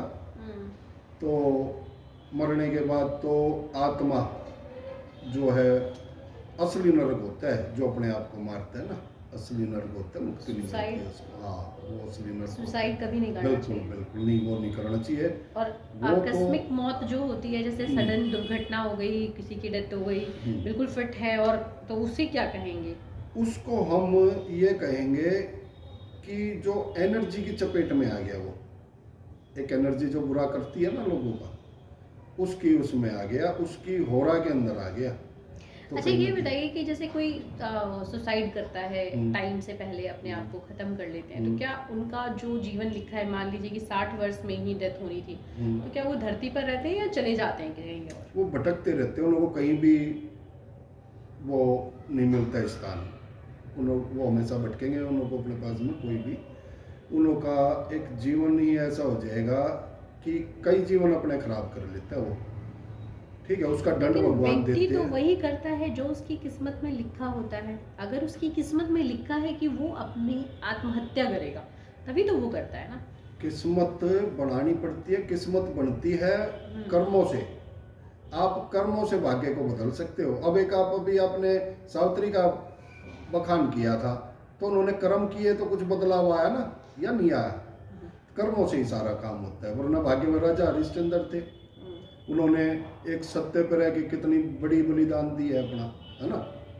तो सत्य पे रह के की- पति पत्नी सब हाँ, ठीक है, समाप्त कर लिया तो था। जीवन तो दुखमयी हो गया था ना। अब बताओ, सत्य पे रह के जीवन दुखमयी हो रहा है। तो क्या सत्य की वो रह गई, बताओ आप मुझे। लेकिन फिर ठीक है। बाद में तो चीजें ठीक हो जाती है ना। ये तो प्रभु की परीक्षा होती है, भगवान की परीक्षा होती है, या पिछले कर्मों की सजा होती है? ये पिछले कर्मों की ही सजा होती है। कुछ जानबूझ के कुछ गलत किया जाता है।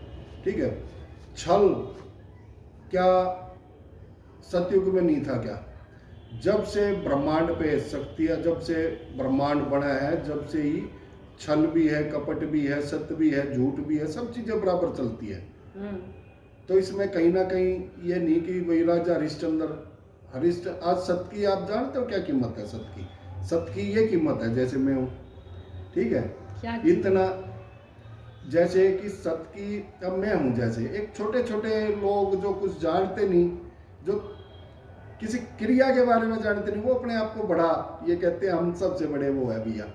ठीक है, तो जैसे वो है ना, जैसे एक शराबी था, लेटे हुआ गार कीचड़ में पड़े हुआ था जी, वहीं से एक शेर जा रहा था। वो शराबी कहता मैं शेर हूं, तो शेर को शर्म आ गई, बोले भाई मैं, हम तो फिर कुछ है ही नहीं। तो सत्य की तो आजकल हम भी एक सत्य का जो है ना, सत्य का ही दंड मैं भोग रहा हूँ अपने आप में। मैं सत पे चलता हूँ, देखो ठीक है, और सत पे चलने का एक तो सुख है, बड़े सुखमय जीवन हो जाता है, पर जो है ना दिखावा नहीं। सुखमय जीवन का अर्थ क्या है? सुखमय जीवन का तो यही अर्थ है जैसे मैं हूँ अभी। अभी ठीक है? आप क्या है, मतलब अगर व्यक्ति को शांति समझाना है हो। दिमाग में, कोई टेंशन नहीं, कोई किसी का शिकायत नहीं, उसको जीवन बोलते हैं। लेकिन उसको आपके सुख पास नहीं। भी परिवार है, आपको भी घर चलाना होता है, आपको भी लोगों के साथ कम्युनिकेट करना होता है, तो वो कैसे करते हैं? क्या उसके लिए इच्छाएं। आपको टेंशन नहीं होती है? नहीं, इच्छाएं अपनी काबू रखो, ठीक है, इच्छाएं काबू रखो, ठीक है। तो ये यहाँ तो मन मारने वाली बात हो गई। क्यों मन मारने वाली क्या बात हो गई? इच्छाओं को काबू में रखना मन मारना हुआ। समझे नहीं? आप एक बात बताओ, इच्छाएं मारना, एक जो इच्छाएं गलत है उनको मारने में क्या दिक्कत है? आप मुझे बताओ कि भैया इच्छाएं तो हमारी गलत होगी, उनको मार लो। अब इच्छा तो हमारी गलत करने की हो रही है, तो भैया उनको नहीं मारोगे तो क्या जीवन सुखमय हो जाएगा? तो इच्छाओं पे काबू रखना ही, ये जो शराब मांस मदिरा, इच्छाओं को काबू रखा जाए, इसीलिए इस चीज का सेवन नहीं करना चाहिए, ठीक है। इससे उगर होती है हमारी इंद्रियां, ठीक है, कुछ भी करने को हमारे को उकसाती है, ठीक है।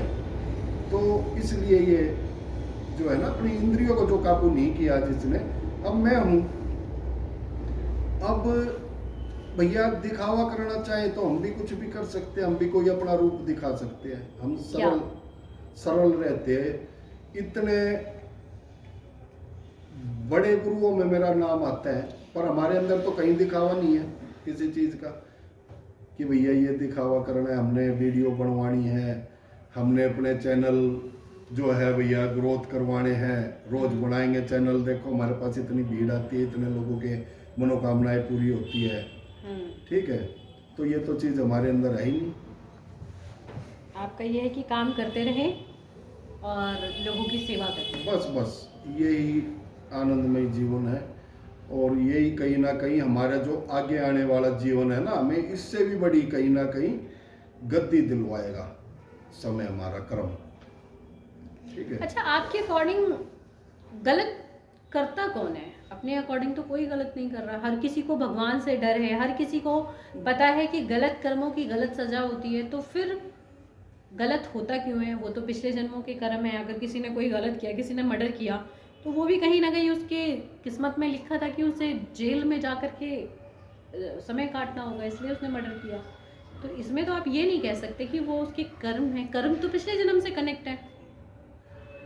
देखो, जैसे अभी आप लगा के चलो, एक होरा का जिक्र, एनर्जी का जिक्र हो रहा है, हमारे पास दो एनर्जियों के घेरे में होते हैं हम, ठीक है, एक अच्छी एक बुरी, ठीक है।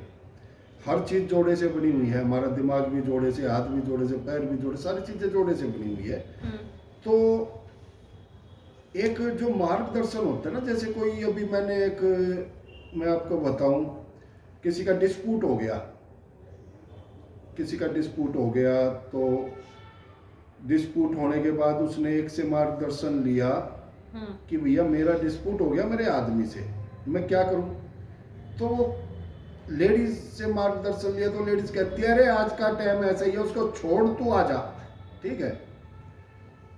तो हाँ, अच्छा, तो फिर उसने मार्गदर्शन लिया एक दूसरी लेडी का कि मैं क्या करूं? वो कहती है ऐसा कुछ मत करे, ये तो कोई बात नहीं, अपने आप ठीक हो जाएगा, ठीक है ना। तो कोई बात नहीं, उसकी बातों का उसके ऊपर प्रभाव पड़े, तू दूसरा कर ले, तू दूसरा कर ले भैया, ठीक है, तेरे को वो समझ में नहीं आ रहा, तुम्हारे रोज के झगड़े रह रहे, तू उसको छोड़, तू किसी और से फ्रेंडशिप कर ले, ठीक है। उसने ऐसी राय दी, और एक ने राय दी, देख भैया कुछ मत गलत कर, आजकल कोई बात नहीं, जो है अपने ठीक रहे, तू सुधर जाएगा। तो पता चला उसने जो है वो फ्रेंडशिप तो करी नहीं भैया, वो उसने अपने आप को, इच्छाओं को मारा कि ठीक है चल कल तो ठीक होगा। अब वो दोनों मियाँ बीबी मेरे पास आए हुए थे, उन्होंने बताया जी हमारे ना डिस्प्यूट हो गया था और हम तो सुख शांति के लिए आए हैं। मैंने वो क्या बात हो गई थी? बोले जी जो है ना, मेरे नॉलेज में ना इसको, मेरे आदमी को गलत बता रही थी कि तेरा आदमी तो जो है ऐसे, मतलब कई प्रकार की फैमिली वो बातें होती है। तो बोले जी ऐसा कुछ करो कि कुछ कर तो नहीं दिया, मैंने कर रखा भैया, तेरे को सीख पढ़ा रखी है गलत, ठीक है। और ये बोले जी ये मेरे को जो है ना, मैं घर में आता हूँ तो मेरे साथ ऐसा व्यवहार करती है, तो इस वजह से मैं चिड़चिड़ा रहता हूँ जी। मैंने वो ये व्यवहार चेंज कर लो, तो व्यवहार चेंज है, अब सुखमय जीवन है उन लोगों का, ठीक है। फोन करते हैं जी, नहीं आज तो ठीक है जी, हम तो ठीक है। तो ये ज्ञान देने वालों पर भी होता है जो गलत सीख देते हैं। मार्गदर्शन, कोई किसी को रास्ता गलत भटका दे तो गलत, वो बेचारा रास्ता ही तो पूछ रहे हैं ना, तो वो तो कहीं काटो वाले रास्ते में भेज देंगे तो काटो पे चलेगा वो तो, ठीक है। तो ये तो मार्गदर्शन भी सही करना चाहिए। मैं सुबह लगता हूँ मार्गदर्शन ही करता रहता हूँ लोगों का, अच्छा मार्गदर्शन, जिन्हों से कि जीवन में सुख की प्राप्ति हो लोगों को। और आप यही चाहते हैं कि लोग भी लोगों को अगर सीख दे रहे हैं तो सही मार्गदर्शन की सीख दें। आजकल तो लोगों को जो है सीख, अब सनातन का जिक्र कर रहे थे, आजकल तो लोगों को एक हवन करवाने के लिए भी दूसरे आदमी की जरूरत पड़ती है कि भैया तू कर हमारे नाम से, खुद भी कर सकते हैं वो, तो ये कोई भी हवन कर सकता है, ठीक है, पूजा भी खुद भी कर सकते हैं। आजकल तो इन्हों में भी लोगों की जरूरत पड़ती है, पंडितों की, हमारे जैसे लोगों की भी, आप कर दो हमारे नाम से, तो खुद भी कर सकते हैं। आपका ये कहना है कि आप परिवारों की अच्छी भलाई करते हैं, लोगों के लिए अच्छा काम करते हैं, इसलिए आपका जीवन सुखमयी है। और आप ये कहना चाहते हैं कि हिंदू धर्म या किसी भी धर्म का सही मतलब ये है कि आप गलत ना करें। आपने बोला था इच्छाएं, अब कहीं मान के चलो चप्पल पहननी है जी एक्शन की, रिलैक्स होगी पहन लो भैया, हैं बताओ उसमें क्या बुरा हुआ? पहनना नहीं हुआ ना बुरा। नहीं, कंफर्ट की बात हो जाती है ना कि आदमी अपने कंफर्ट को छोड़ रहा है। अगर वो बाटा का चप्पल पहन रहा है तो वो एक अलग कंफर्ट ले रहा है, अगर वो नॉर्मल चप्पल पहन रहा है तो वो एक अलग कंफर्ट ले रहा है, तो वो बात आ जाती है यहाँ पे। ये दिखावा हो गया सारी चीजें, ये अपनी वैल्यू बढ़ाने के लिए लोग एक ब्रांडेड चीजें डालते हैं, उन लोगों का फिर अपना पैसे का जो है ना, अपने पैसे, मैंने देखा बहुत सारे लोग साधारण तरीके से होते हैं, उन्होंने बहुत अच्छे अच्छे, जैसे अब आप लगा के चलो रतन टाटा जी को बारे में बताते, बड़े साधारण उसमें रहते थे। बहुत सारे और भी बड़े बड़े लोग हैं जिन्हों की वही नामी गिरामी जो लोग हैं वो भी अपना साधारण जीवन बिताते हैं, उनको कोई किसी प्रकार से वो नहीं ज़रूरत कि भैया मैं ये करूँ, मैं वो दिखाऊँ, मेरा को लोग वाह वाही करें, ठीक है। बहुत सारे लोग हैं, बड़े बड़े बिजनेसमैन हैं, साधारण तरीके से रहते हैं जी। गुरु रमेश रमन जी, आपने धर्म, व्यक्ति का व्यवहार और बाकी चीज़ों के बारे में बहुत अच्छे से विस्तार में बताया। ये पॉडकास्ट बहुत से लोगों के लिए बहुत जिज्ञासावर्धक होगा और समझने की चीज़ है इसमें, क्या है धर्म, क्या सिखाता है हमें, क्या करना चाहिए, इसके बारे में बताया। और आप यहाँ आए, आपने अपना समय दिया। धर्म तो आज के टाइम में सिर्फ नफरत सिखाता है, इसके अलावा कुछ नहीं सिखाता है, ठीक है। कर्म नहीं सिखाता है, नफरत सिखाता है, इसके अलावा और कुछ नहीं सिखाता धार्मिक लोग, ठीक है। नफरत ही सिखाते हैं कि नफरत करना सीखो भैया, इस धर्म से नफरत करो, उस धर्म से नफरत करो। सभी धर्मों में आज इतना बड़ा डिस्प्यूट हो चुका है कि धर्म के नाम पे नफरत करो, बस कर्म मत करो, कोई धर्म कर्म मत करो, नफरत कर्म करो बस। तो धर्म नाम की चीज तो मतलब खत्म हो चुकी है, नींव खतरे में है धर्म की आज के टाइम में। जी गुरु जी, इतनी जानकारी आपने हमें और हमारे दर्शकों को दी, आपने अपना समय दिया, यहाँ आए, उसके लिए आपका बहुत बहुत शुक्रिया, हमारी तरफ से, हमारे चैनल की तरफ से। नमस्कार।